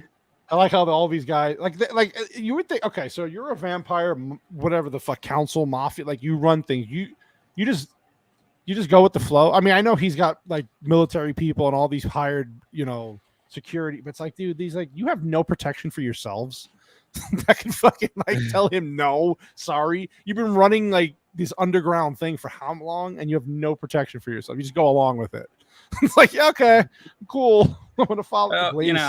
In the origin Detroit. I thought it was LA. Oh yeah, Detroit, the origin of all vampires. Hey Blair, nice to see you, buddy. Blair. Yeah, so Deacon Frost is like, he's giving him a rundown of the temple. And then Blade, I like how he knows everything about his sword, right? He's like, I told you I know everything. Yeah, he disengages his little sword trap. Yep, and I like how he's going to pretend to cut off the guy's hand. This part was kind of silly. I mean, I get what they were trying to do for the comedy, but it's like, like it's an inside joke because none of these, like, Wang Chung over here, he doesn't know what's going on. He's just like, I'm a fucking old vampire, I don't know what's going on here. And she keeps looking at he's making a joke about cutting off his arm. Well, like, hey, they did her hair up all pretty. That's cool. Yeah, that's true. Made her look nice for him. Yeah, those older vampires here. I like. So what Frost is holding is Blade's new weapon to kill the vampires, right? But Frost thinks it's the serum. So he's like, you should take. He's like, you take some, you might like it. And then he's like, nah, I'm good. Like, okay. I like that part. That was just funny the way they try to play that in. And this dude, the whole time, he's just goofing off. Get these fucks downstairs. Look at Frost. One thing I will say about this, and I know that it was only like an hour and 50-something minute movie. I kind of wish they would have did more with Frost. I know people think he was a good villain. Don't get me wrong, but more him. So I don't know if you do that by making the movie longer or changing some of the pacing around. But I don't know. They were enough. I feel like they were just trying to put out a movie that could get people easily into the Blade franchise and stuff like that. And that's a good point. It's a good point, especially back then. You just wanted to get the movie done. And like I said, I'm one of those people. If it was the Lord of the Rings long, I wouldn't care. I'd watch every bit of it. But it's not quite like Underworld levels of lore here. Right. So they dropped the doctor in a pit, and her boyfriend from the beginning of the movie's down there, and you're like, what? Ex-boyfriend. Sorry, ex-boyfriend. Whoa. But he's like some weird zombie fucking. Yeah, it said that basically some of them, like they turn into zombies. They turn into whatever term that they want to use for it and all that. Well, it is Detroit. They didn't do a good job of explaining that part, to be honest. Yeah. No, absolutely not. Like I said, there was some misses in this movie. But I will say that the makeup that they had on them, and they did a good job with that. Yeah, absolutely. It looks like Whitey when he doesn't get his cigarettes for a day. If I don't get my powder or my cigs, I'm like, hello, Vex. I'm gonna go ahead. And he seems to get a really different accent. It's like they're like, "Hey, dude, you're gonna play like a zombie around all these vampires." He goes from being like, "Oh, okay, man. Hey, Kevin." Imagine seeing this fucking thing when you're down in this dark. I don't know. It looks like dude from Scooby Doo. Yeah, this is what happens to Shaggy right here. And of course she kicks his ass, takes one. Yeah, she hit him with like a femur, a human femur. Yeah, that was eaten and then basically climbed. She goes, "I've got a bone to pick with you." Oh, there's Mom again trying to get it on with her. Yeah, she's like, "Hey, how you doing?" Hey, how you doing? I'm gonna make you bleed, boy. Dude, I totally didn't notice those tattoos on him this entire time up until now. They did a great job with the tattoos. Okay. I will say. Yeah. So they have to. I don't know, man. Like they have to put him in this machine. So they need his blood because he is a daywalker, as they say. Yeah. They need his blood to finalize this ritual for this blood god, right? So that's why they wanted him alive this whole time. I gotta tell you, Wesley Snipes is in damn good shape in this movie. He's a big dude. Mm-hmm. Yeah. I didn't realize because now he's more like he's still in great. I've never seen him out of shape, really in any role. And he is a martial artist in real life too. Like he studies that shit. So he's more black. Just don't crack. That's all. That's what it is. That is exactly fucking racism, man. Yes, we do racism on this show. Oh, hi, Vex. How you doing? How's it going? We noticed the contrast turned up there on Sharpie's video, but welcome in, Vex, everybody. Vex, how you doing? I'm so happy you got there safe. I'm sweaty and ready. I told you she took a big dump, but yeah. I'm here. Look at the dedication. Here. Look at Vex and the dedication she brings. 10 hours on the road. 10 hours on the road, driving through shitty Atlanta traffic, fighting her way through. Just to, I tell you. Just to be here for the Blade stream. Yeah, that's exactly what it was. This is one of my favorite movies, though. I couldn't miss this one. I hear you. Mm-hmm. I hear you. I appreciate you, Vex. Yeah, so this is like, she gets a little too close to him here. This is fucking weird, this right? is so awkward, dude. So strange. She's like, the I can smell you. And look, he's sweating over there. He's sweating. It's not because he's detoxing from the vampire shit, from his serum and all that. Look at this chick. It's because like, his mom is about to make out with him, and then here's old tweaker over here like. She even has the meth teeth as well. She does. Dude. She does. Like meth vampire teeth. You don't want to trust them. Of all of them, she's the only one that's got just these disgusting teeth. It was really off-putting even as a kid. I mean, does that category? I mean, she's okay, maybe, but I'm not okay.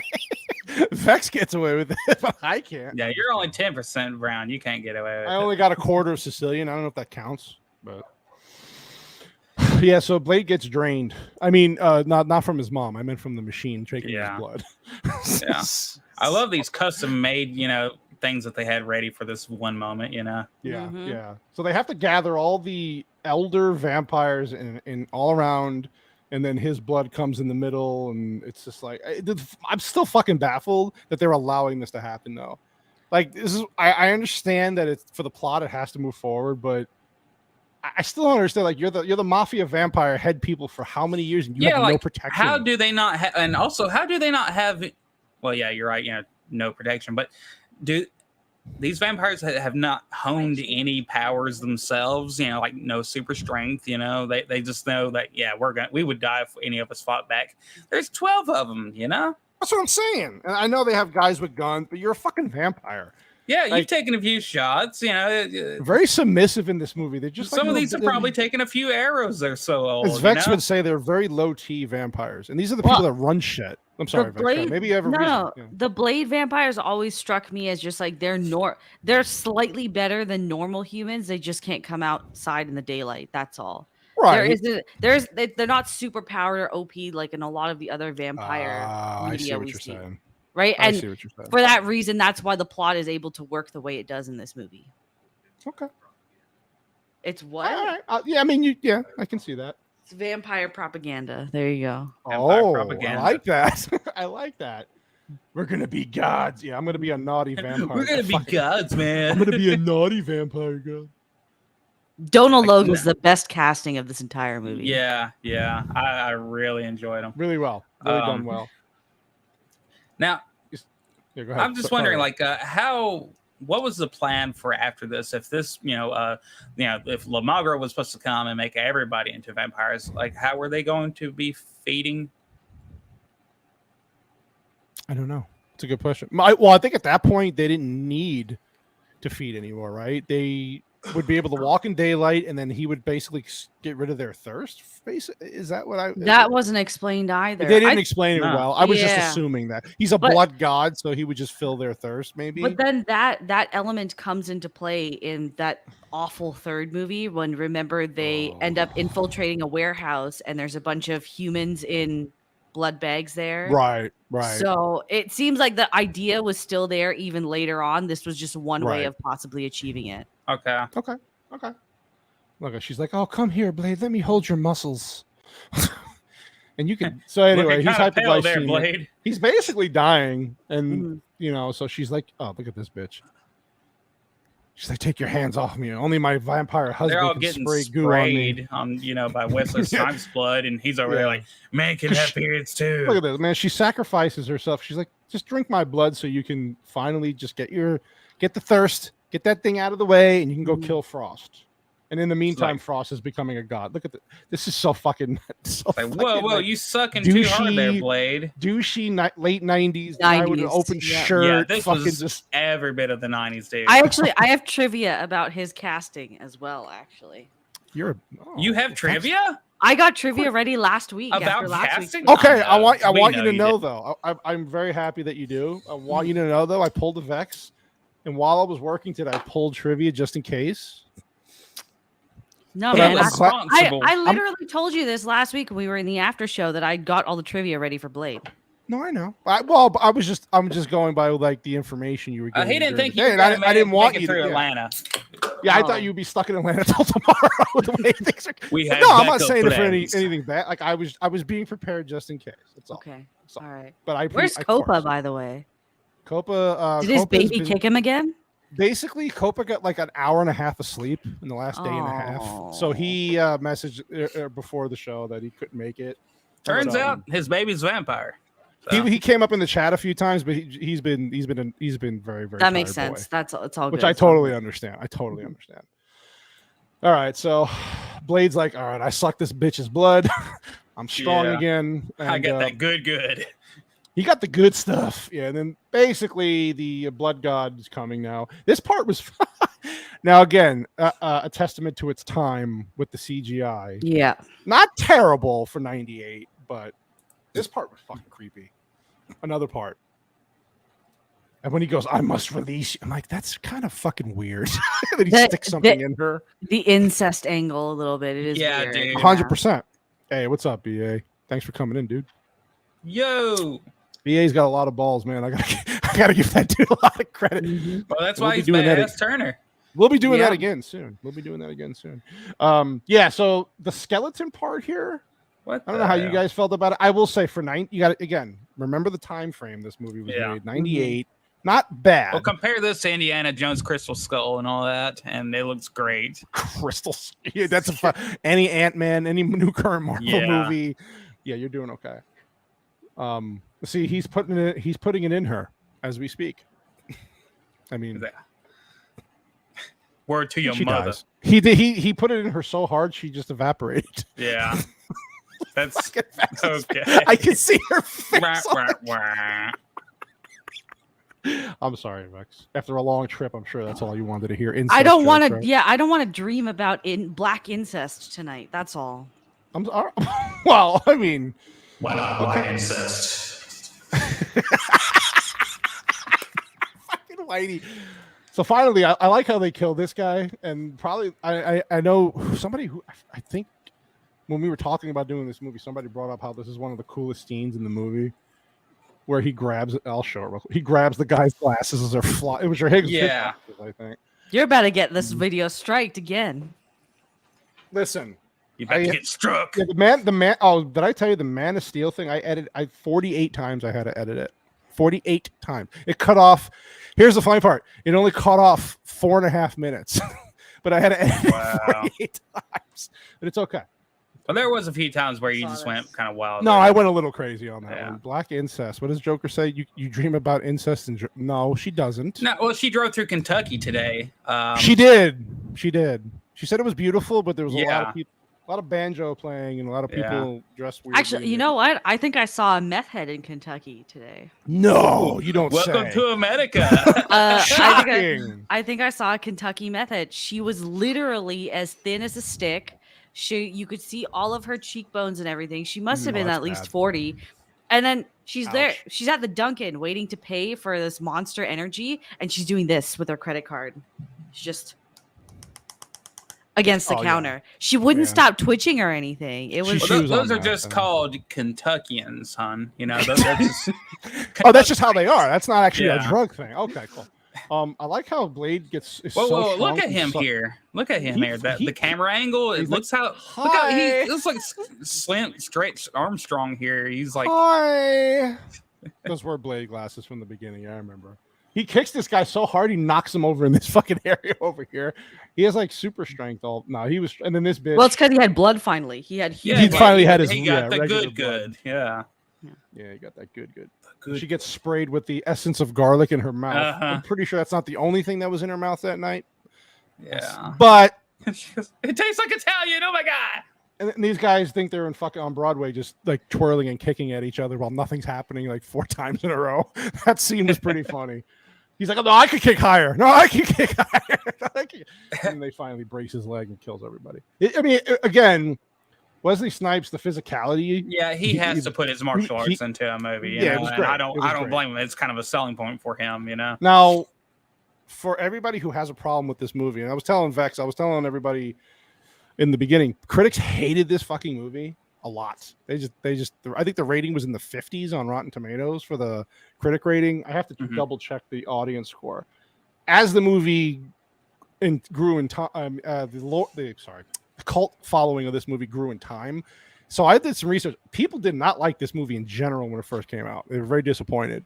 And then as time went on, they grew to love it, which is weird, but that does happen. There's a lot of movies like that.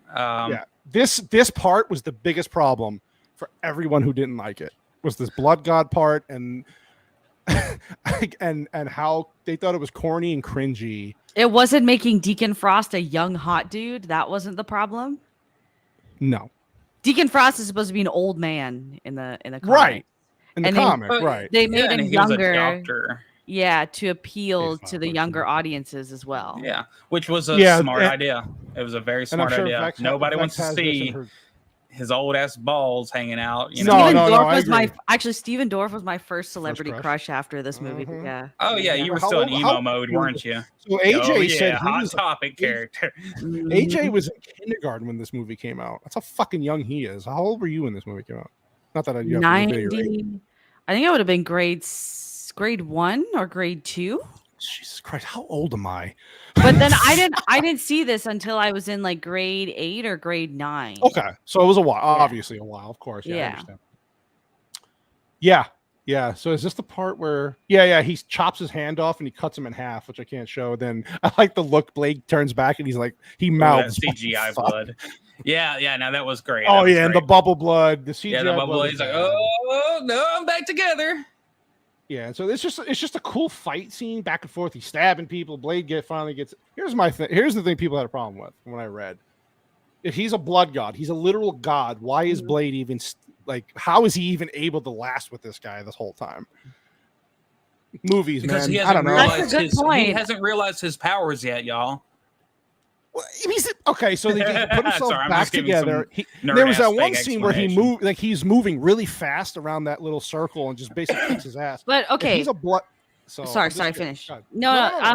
He does know the power he has because remember earlier in the movie, he's like, there's a scene of him in a library or whatever, and he says there, like, I've been doing research. I know about all the powers, like what's supposed to happen after this, what the ritual is. So Deacon Frost is aware of what he's getting himself into.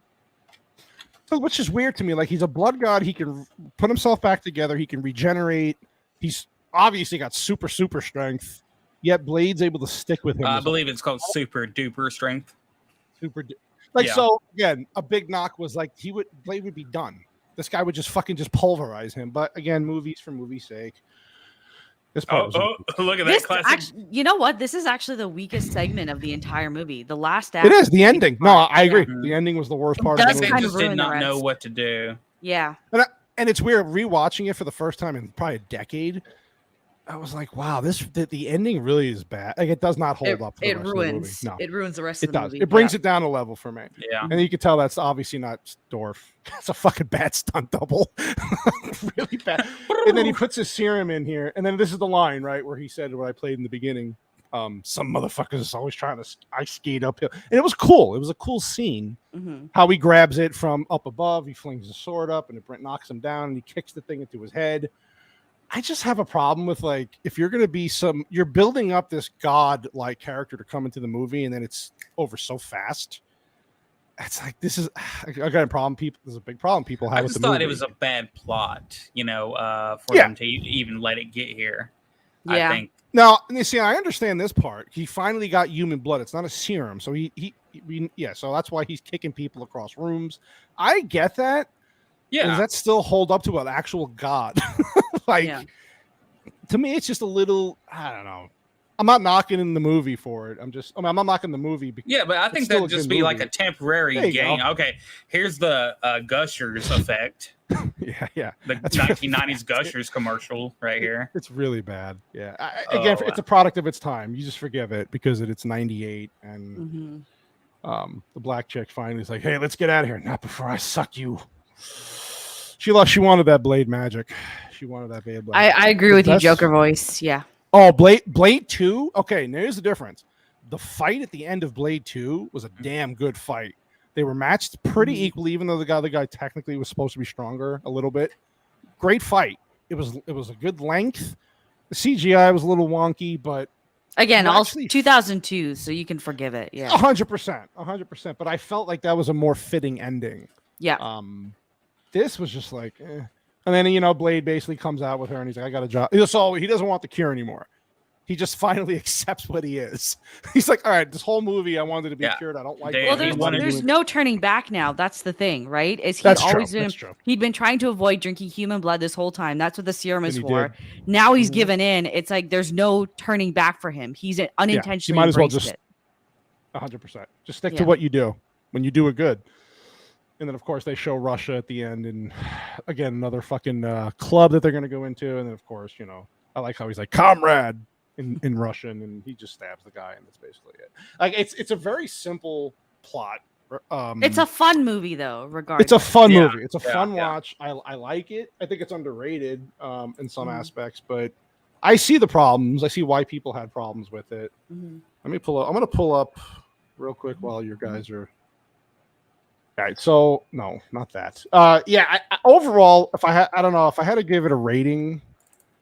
I was back and forth a lot on this. I'd probably give it a 6.5 out of 10. I think the ending it went from an 8 to a 6.5 for me because of that ending.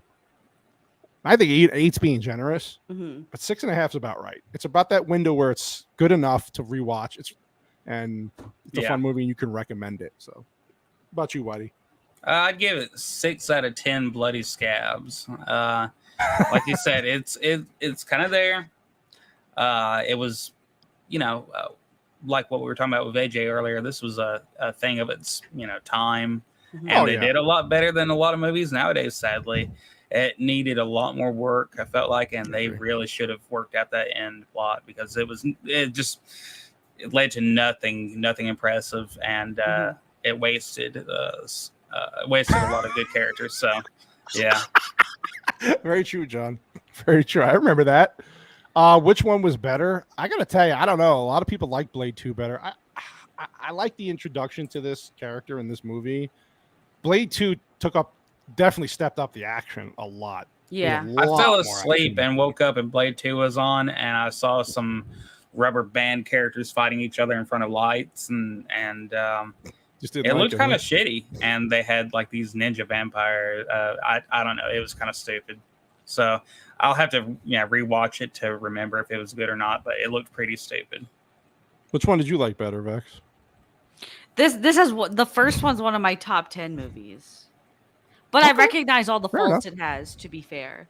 Yeah, no, I appreciate that. So even with all the faults, I give it 7 bubbly exploding Asian gushers out of 10. That's solid. I like it. I guess I got to change my rating. I'm gonna go 6.5 motherfuckers skating uphill. Yeah. No, again, it's a good movie. It's fun. I do like the second one, but I think this one definitely is. The second one does a lot of elements better. Like the action's better, the villains are better, but the pacing is worse. And the corny elements I feel are dialed up times 10 in that one. Right. I agree. But this one has the killer soundtrack compared to the second one. Subtle gave this an 8 out of 10 deviations. Okay. Most people are giving it about 6. So this movie had a 57% Blair gave it an 8 out of 10 bloody fangs. Yeah. Blade 2 for Red Roma. Okay. 8 at bloody fangs. What about Blade 3? Blade 3 was a 1. Yeah, Blade 3 is like... No, Blade 3 gets a 2 just for Jessica Biel. That's all. That's true. I'll give you that. Okay. Yeah, you're right. Yeah, so this got a 57% on Rotten Tomatoes and a 78% audience score. That's not like bad, but it's not great. So again, like I said, most people... that when I was younger, that Norman Reedus was in part 2, which I didn't really know him, that much until The Walking Dead. But that's a younger him. Was it a 7? Wow, Blair says 4 at best. What are we talking about? This one or third one? I think probably 3. Patton Oswalt gets murdered 10 out of 10. There we go. My mom likes it, but only because the guy who plays the big bad in that one. Okay. I see what you're saying. Okay. Blade Trinity was awful. Yeah. Ryan Reynolds was wasted in that fucking movie. I actually couldn't fucking stand him back then because of that movie until later on. He was annoying as fuck in that movie. He was just Van Wilder. He was just Van Wilder. Yeah, absolutely. Stupid one-liner. Yeah. Vex was disappointed. 2 and 3 had no incest themes. I mean... Yep. So that's spot on. All right. Vex, I guess you want to jump into your trivia. You can. I do, yes. Please do. Okay. Do you want to play the thing? I want to play what thing? What? You made a... Sorry. Well, I just did that. Okay. Did you... So you didn't... Never mind. I was going to replay the... Listen, I am... Who's the one been driving for 10 hours? God damn it. Sorry, Vex.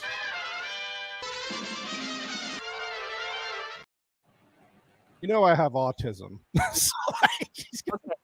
So this movie had a budget of $45 million. It actually did pretty well, though. Domestically, it earned over $70 million. The worldwide take-home was over $131 million. Wow, that's a pretty good return, yeah. Yeah, for bad critic scores, that's pretty good. Yeah. Okay, so in terms of actual trivia, so Wesley Snipes was interested in doing a movie adaptation of Black Panther, but then he was offered this project. He said that he was unfamiliar with the Blade comics and seeing more of a connection to the blaxploitation heroes of the 1970s when he read through the material. He said, quote, "I just approached him as this really cool character where I get to do martial arts and wear a leather suit." Came out the same time as Private Ryan? It did, yep. Wow. 1998. Wow, that's right. Okay. Oh, that's some interesting information. When David S. Goyer first pitched the idea of doing a Blade movie to New Line, they felt that there were only 3 actors that could possibly fill the shoes of Blade. Wesley Snipes, Denzel Washington, and Lawrence Fishburne. Yeah, that was one of the things I saw. I was like, wow. I guess for their time, like in that time period, they were both really popular actors, right? Because of The Matrix, and Denzel Washington was hot.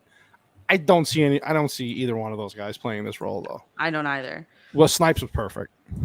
So David S. Goyer explained in the DVD commentary that the scene where Karen touches Blade's sword was originally longer as she went on to discover a weird hybrid infant of some kind floating in a tank. It came with a jump scare, and Goyer says, quote, "I think it would have had scared the living shit out of the audience, but New Line felt it was just too horrible." So we almost got vampire fetuses in this movie. Oh, God. That would have been Which honestly would have explained the whole why maybe some vampires turn into monsters and others just regular vampires. I feel there's a misconnection there. Yeah, they definitely could have added that. It would have been definitely added to the plot. Breastfeeding totally would be weird. Yeah, a lot of sucking and biting. Yeah. So the scene where Quinn, so Donal Logue's character, attacks Karen in the hospital corridor features a lot of screaming, but they knew something was wrong when Logue started yelling too. During the tussle, he fell face first onto the hard floor of the set and completely dislodged his jaw. Oh my God. He had broken it in an accident years prior, and opening his mouth too wide and too fast can unhinge it. Oh, that bites. That hurts. Ouch. Yeah. While discussing the character of Deacon Frost, Wesley Snipes described him as the kind of guy who'd ice skate uphill. Stephen Norrington and David S. Goyer liked the phrase so much that they worked it into the film. That's awesome. That was a great line. Very amazing line, yes. I'm glad they did that, yep. Jet Li was offered the part of Deacon Frost, but opted to do Lethal Weapon 4 instead, which came out the same year. A lot of cool stuff came out in 97 and 98. Yeah, there was some good action 99. movies. Yeah. I don't know if I could see Jet Li playing that role, though. I don't either.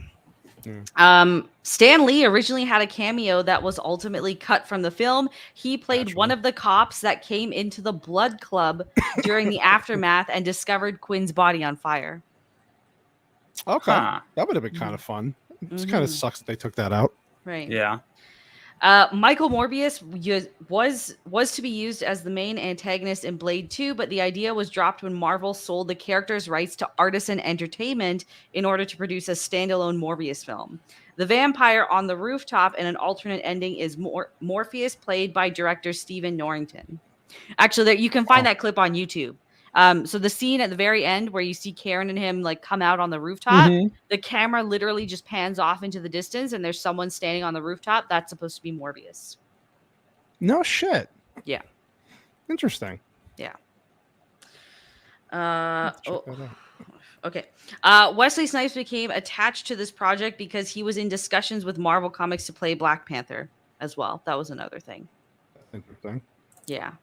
Which I can kind of see him as Black Panther. Yeah, I can kind of see that too. Yeah, he would fit that character. Again, here's another thing that ties into the cool, interesting vampire babies.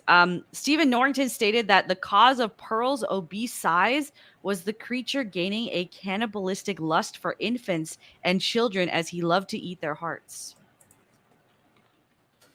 That's not that would have been an interesting angle to work in. That's all. Yeah, that could have. Stephen Dorff wasn't a fan of commercial movies, in particular comic book movies, but Stephen Norrington convinced him to take the role of Deacon Frost. They promised him that he could smoke cigarettes in the movie. Maybe that's it. That's all it took. But this, because I always wondered, like, why didn't his career take off after this? Because he dated some people in the 90s too. But this explains it. He's just not a big actor guy. That's all. He just doesn't want to do it. Yeah, he likes the indie films better. Yeah, like me, I don't want to be that big on YouTube. I'm just trying to keep in the background. Yeah, I'm trying to keep my list a little bit low, guys. So in 2004, Goyer revealed to MovieWeb a little known fact that David Fincher got involved with Blade after 7 and admits that he helped Goyer develop the script. He was actually going to direct it until, for unknown reasons, he dropped out. Wow. That's pretty interesting. A UCLA linguistics professor was hired to design the vampire language after Fromkin was... after I don't know what the fuck that says. But yeah, someone was hired to make the... I don't even know my own notes. Sorry. That's okay. When Whistler first introduces himself to Karen, he says that his first name is Abraham. Bram Stoker, whose first full name is Abraham, wrote the original Dracula novel. He even used one of his leading characters, aka Abraham Van Helsing. I read somewhere as well that they were going to try to work that into the script somehow, that there was a Dracula angle, and it just didn't pan out. And I'm guessing that's why they went with the Dracula angle in the third movie. Apparently in the comics he fought Dracula multiple times and all that. So there you go. Interesting. And Wesley Snipes couldn't stop laughing at the scene where Blade tries to help a dying Whistler while wiping his extremely bloody body with a small piece of gauze. Yeah, we said that. That's the first thing we brought up. Like, what the fuck is he supposed to do with this little? I have very limited casting trivia, but I have that's some fine. casting trivia. Give me what you got. So for the role of Deacon Frost, there were 2 actors that were also considered. Bruce Payne. I don't know who that is. No. I don't know who that is. Bruce Payne. Let me see if I can bring up a picture. You'd know him if you saw him. Okay. I'll bring up you can keep going and I'll show you. Oh yeah, definitely. He here, let me see. He was the guy in Passenger 57. Haven't seen that at all. God damn it. I mean, it was a Wesley Snipes movie, so I'm just saying there's a I don't know if I can bring this up here. Hold on. He's got a good villain like look. Okay, obviously my fucking Is he older? So would he be like a more traditional Deacon Frost? You see, I don't know if he. So this guy here. So okay. So yeah, he would have fit then the original character description a lot better. Yeah, and he's just got a good like in. I mean, the movie wasn't great, but he has a good presence about him as far as like a villain type look. Okay. So, but yeah. You're gonna love the other one though. Oh shit. Mark Wahlberg. Oh, get the fuck out of here. Marky Mark. Wasn't he? Yeah, I was gonna say, wasn't. Oh God. No. At his prime, doing Calvin Klein underwear ads. Yeah, no, thanks. There you go. No. That's all the trivia I have for today. Oh, thanks, Vex. You're welcome. That's a pretty interesting shit with the Jet Li thing. Okay, Denzel Washington and Lawrence Fishburne. No. Is the movie about sharp objects? Well, I mean, yeah. Meatball. He does have a blade. Mm-hmm. And he does penetrate people and his mom. That would have been a trash casting. Yeah, I agree. And Blade Trinity, she showed the old Marvel comic books. That's right. Yeah, that's an Easter egg there. Yeah. Yeah, it's an Easter egg in a shit movie. Yes. # thanks Vex. We're gonna make that trend on Trivia Vex. That's yeah. So I mean, again, Blade, good movie, solid movie. Sticking in the theme of the comic book stuff, we're gonna be delving into some comic book movies for a while. Apparently. What's next week? We're off next week because of the holiday. What's the week after that? We're doing the movie Joker. Oh yeah, and then the week after that, we're doing Batman versus Superman. Yeah, it's gonna be fun. That's a big one. I got the panel pretty much set for that one. Okay. I got a few more people to reach out to. Poor B.A. Turner, man. He's got balls. I'm gonna rewatch that movie probably next week because I won't be here for the Joker stream on the 5th. Right. But I'm gonna rewatch that movie and be ready. And we're watching the long version, with the special edition cut, because that's fucking 4 hours. It's 3. No, it's about BV. That's 3 hours and 25 minutes. That one. But it's gonna be 4 hours with all the breaks I'll need to take. Yeah. It's gonna be worth it though. Do you want to watch the extended cut of Batman? She's like, he said, "Holy fuck no." I listen. I'm gonna rewatch it in parts. Do we take requests, Filipino Meatball? What are you trying to request? Yeah, what's your request? Never saw Joker, huh? Well, we're doing Joker because I wasn't gonna do the Dark Knight, and Joker voice is gonna be the guest on that show, and he's dressing in full character for that stream. So that's going to be fun. So, Batman vs. Superman, make sure you understand what. No, we don't understand. We don't understand the themes. That movie's that's going to be a fun stream. That's a long Deviancy. Joker's actually a pretty solid movie to watch. Yeah. Not bad. Joaquin Phoenix. Can we do a review of The Town? It's like the one movie I actually liked from Ben Affleck. The one where he's like, is he a cop or something in that movie? He's like they're bank robber. Jeremy Renner's in it. And they're all like super Italian and all that shit. And no, they're Irish. It's Boston, lady. Come on. Same shit. Salt my fucking. You're mixing up so much here. No, are they cops? No, they're robbers. Are they Italians? Are they Irish? No, they're just no. Oh, the same thing. So you're telling me you definitely saw the movie? A while ago. It's a good movie. It's actually a really. I remember liking it when I saw it. It just I haven't seen it literally since it came out in 2004. Maybe someday we will do that. Yeah. Yeah. It's basically it. So we actually got before the 2-hour mark. Appreciate it. Vex, thank you so much for dropping in when you could. You didn't have to, but I love you for the dedication. This is why you're special. Poor Sharpie. Look, as soon as she gets there, this poor man's sitting in the corner on the ground. That's what he usually does, though. He's probably having to just sit there and eat his freaking macaroni alone. Yeah, eat your food, boy. Eat your macaroni, white boy. Look up and smile when I tell you. We love you, Sharpie. Okay, let's do the shout-outs. Whitey, what do you got? Do you have anything coming up? Do you have anything? Tell me. Give me something. Well, baby, we've got some sweet-ass videos coming out here soon, and I just want you to know that I appreciate all of you, and get ready for it, because it's going to go hard indeed. Oh, we're going to get ready for it, all right. Thank you, Joker. Thank you, Joker. We'll see you there soon. Vex, I know you're super tired. Just whatever you got to plug, and go to bed. I'm just kidding. Do you have anything coming up? Any new videos? Your Redfall video. By the way, check out her Redfall video. Thank you. For the game. Excellent job. And she bossed me around playing in that game with her, and it was fun.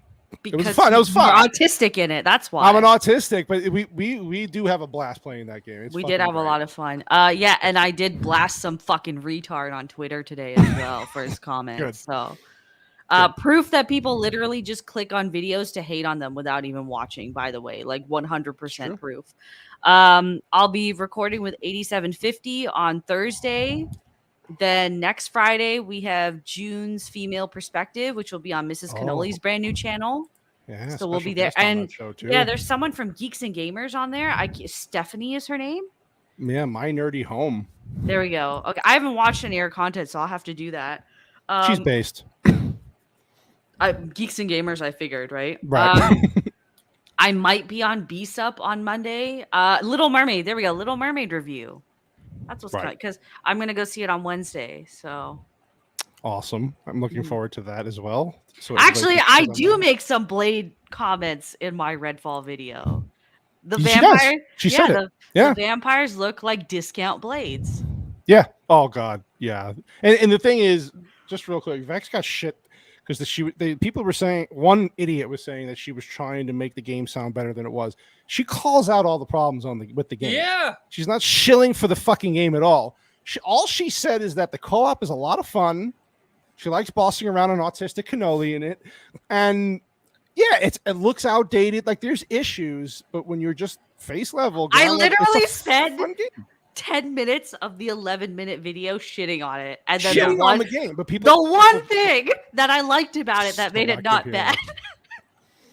It was a great video. That's why they want you to either be like all nothing but positive, or is all hate. They want, and she again. We talked about this while we were playing it together. It's like, yeah, this game does have a lot of problems, but we fucking still had a blast doing it.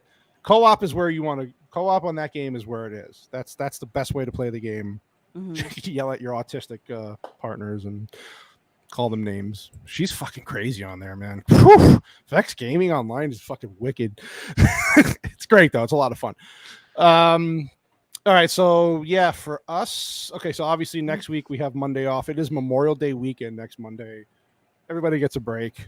So that would be cool. I probably will have another pre-recorded video coming out during that time, because I'm trying to start this up. I just did a review on Sisu, the Finnish movie. Great movie.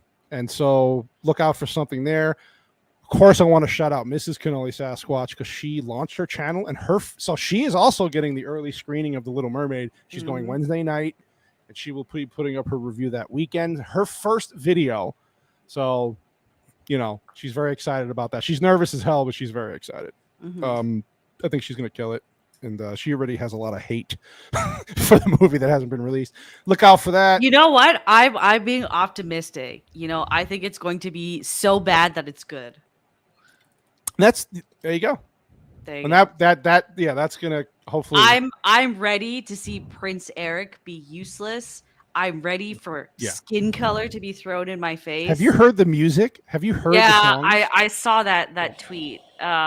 I'm ready to see Melissa McCarthy's fat ass on the screen as well. God, she's so disgusting. I'm can't ready. Stand her. I'm ready. Yeah, so look out for that on the channel, Mrs. Cannoli's channel. Not in a good way. Not in a good way. She's a fucking whale. She's a fucking whale. Yeah. And then, far as that woman is the incarnation of a yeast infection. That's what I think of. I can't fucking stand her. She is the most overrated fucking comedic actress. It's ridiculous. Yeah, so MMM on the 5th is coming back. June 5th. Of course, Lex will be driving back home, so she won't be able to have jokes. Yeah. I am in the land of the free, Beard of Liberty. She is in America. She looks freer. She looks happy because she's free. You see that? She's tired, but she feels she's a bird. She gotta let her fly. She got away. Oh no. And then I'm a peacock. You gotta let me fly. Peacock. Fly. Yeah, and then on the Memorial Day, I believe I am supposed to be on BSUP. So that's what I was told. I don't know. So I find that fucking cynic will be like, "Hey, you want to be on this show next week?" I'm like, "Sure, man. Put me in your calendar." And then the day of, he'll be like, "Hey, so you want to come on BSUP today?" I'm like, yeah, sure, dude. Yeah, why not? So I might see you there. If we do, that's all. Little all Mermaid drops, so I'm hoping because I really do want to talk about that movie. That's all. Yeah, definitely. So yeah, just look out for all our content. We're on Twitter. Mrs. Cannoli says Zax's show. Oh, I am so fucking Jesus Christ. We are on the Circle of Jerks Saturday. Oh my God. I am seriously losing my mind. I'm getting old and it's been a long day. And You're autistic. I am autistic. It's okay. I am fucking autistic. I am so sorry. Thank you, Mrs. Cannoli. Yes, we are on the Circle of Jerks on Saturday. Jesus. The 27th. So look out for that information. I'll post that on my community page and Twitter. And speaking of Mooney Cynic, he goes, "Bro, I'm retarded. I don't remember." I feel you. Sorry to call you I out. will feel you. You know, we'll remind you. Don't worry, Cynic. Just look out on your DMs on your Twitter. We'll remind you a lot because I'm the same way apparently. Circle of Jerks. Yes, we're on the Circle of Jerks. So yeah, Mrs. Cannoli and I are making the rounds, and the dog's barking. So that's about it. We appreciate everybody. The chat was great as usual. Oh God. Beard of Liberty has a request I've seen. I got hit in the head. I deserved it. I deserve it. Why did you smack you on the head? Because Beard of Liberty told her because I'm stupid. Oh, that's what you do with autistic children, isn't it? You hit them in the head. I don't do that I just belittle them. That's what I do. I don't know what's worse. Jingle the keys at you, and that usually keeps Thank you, Beard. Yes, Cynic, we will remind you. We will both remind you. I would like to be on your show, Cynic, to discuss The Little Mermaid next week. Yes. Please and thank you. So we'll remind you. Anyway, thank you again for all AJ and Vex for chiming in when she could. Of course, making it from Canada. Thank God she got out of that country, even for a small amount of time. You know what? People keep asking me, like, how can you drive 20 hours on your own? Dude, I'd literally being in the water and being on the open road are two of the best therapies for me. I feel stressed free. Oh, I can imagine. Literally, my hives went away halfway through the drive. I'm not even joking. Wow. My That's hives amazing, disappeared. Huh? It's very therapeutic for me just being on the open road. I can understand that. A lot of freedom there. I like that. That too, and the smell of freedom really gets you going. The smell of America. You can be a trucker. Yeah, no one's trying to maid you for just no, not just for an opinion or just leaving your house. No, and I got my fucking Freedom Convoy sticker on my truck now as well. So. Fuck yeah, America. Yeah. Fuck yeah. We love you all. Thank you very much. Look out for all of our information on the socials, and we will see you next time. Bye.